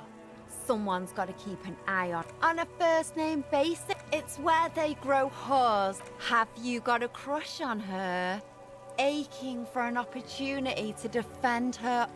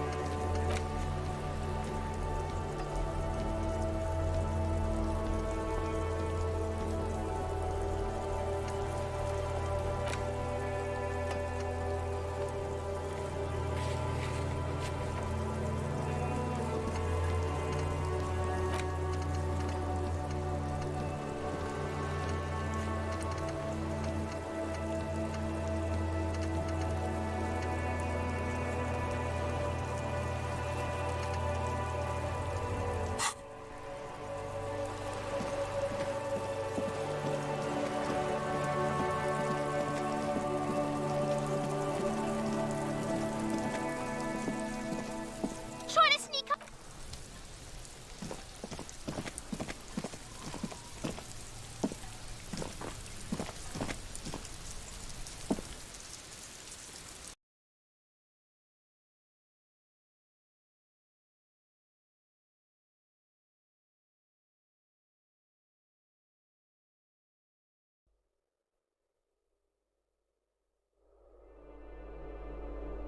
You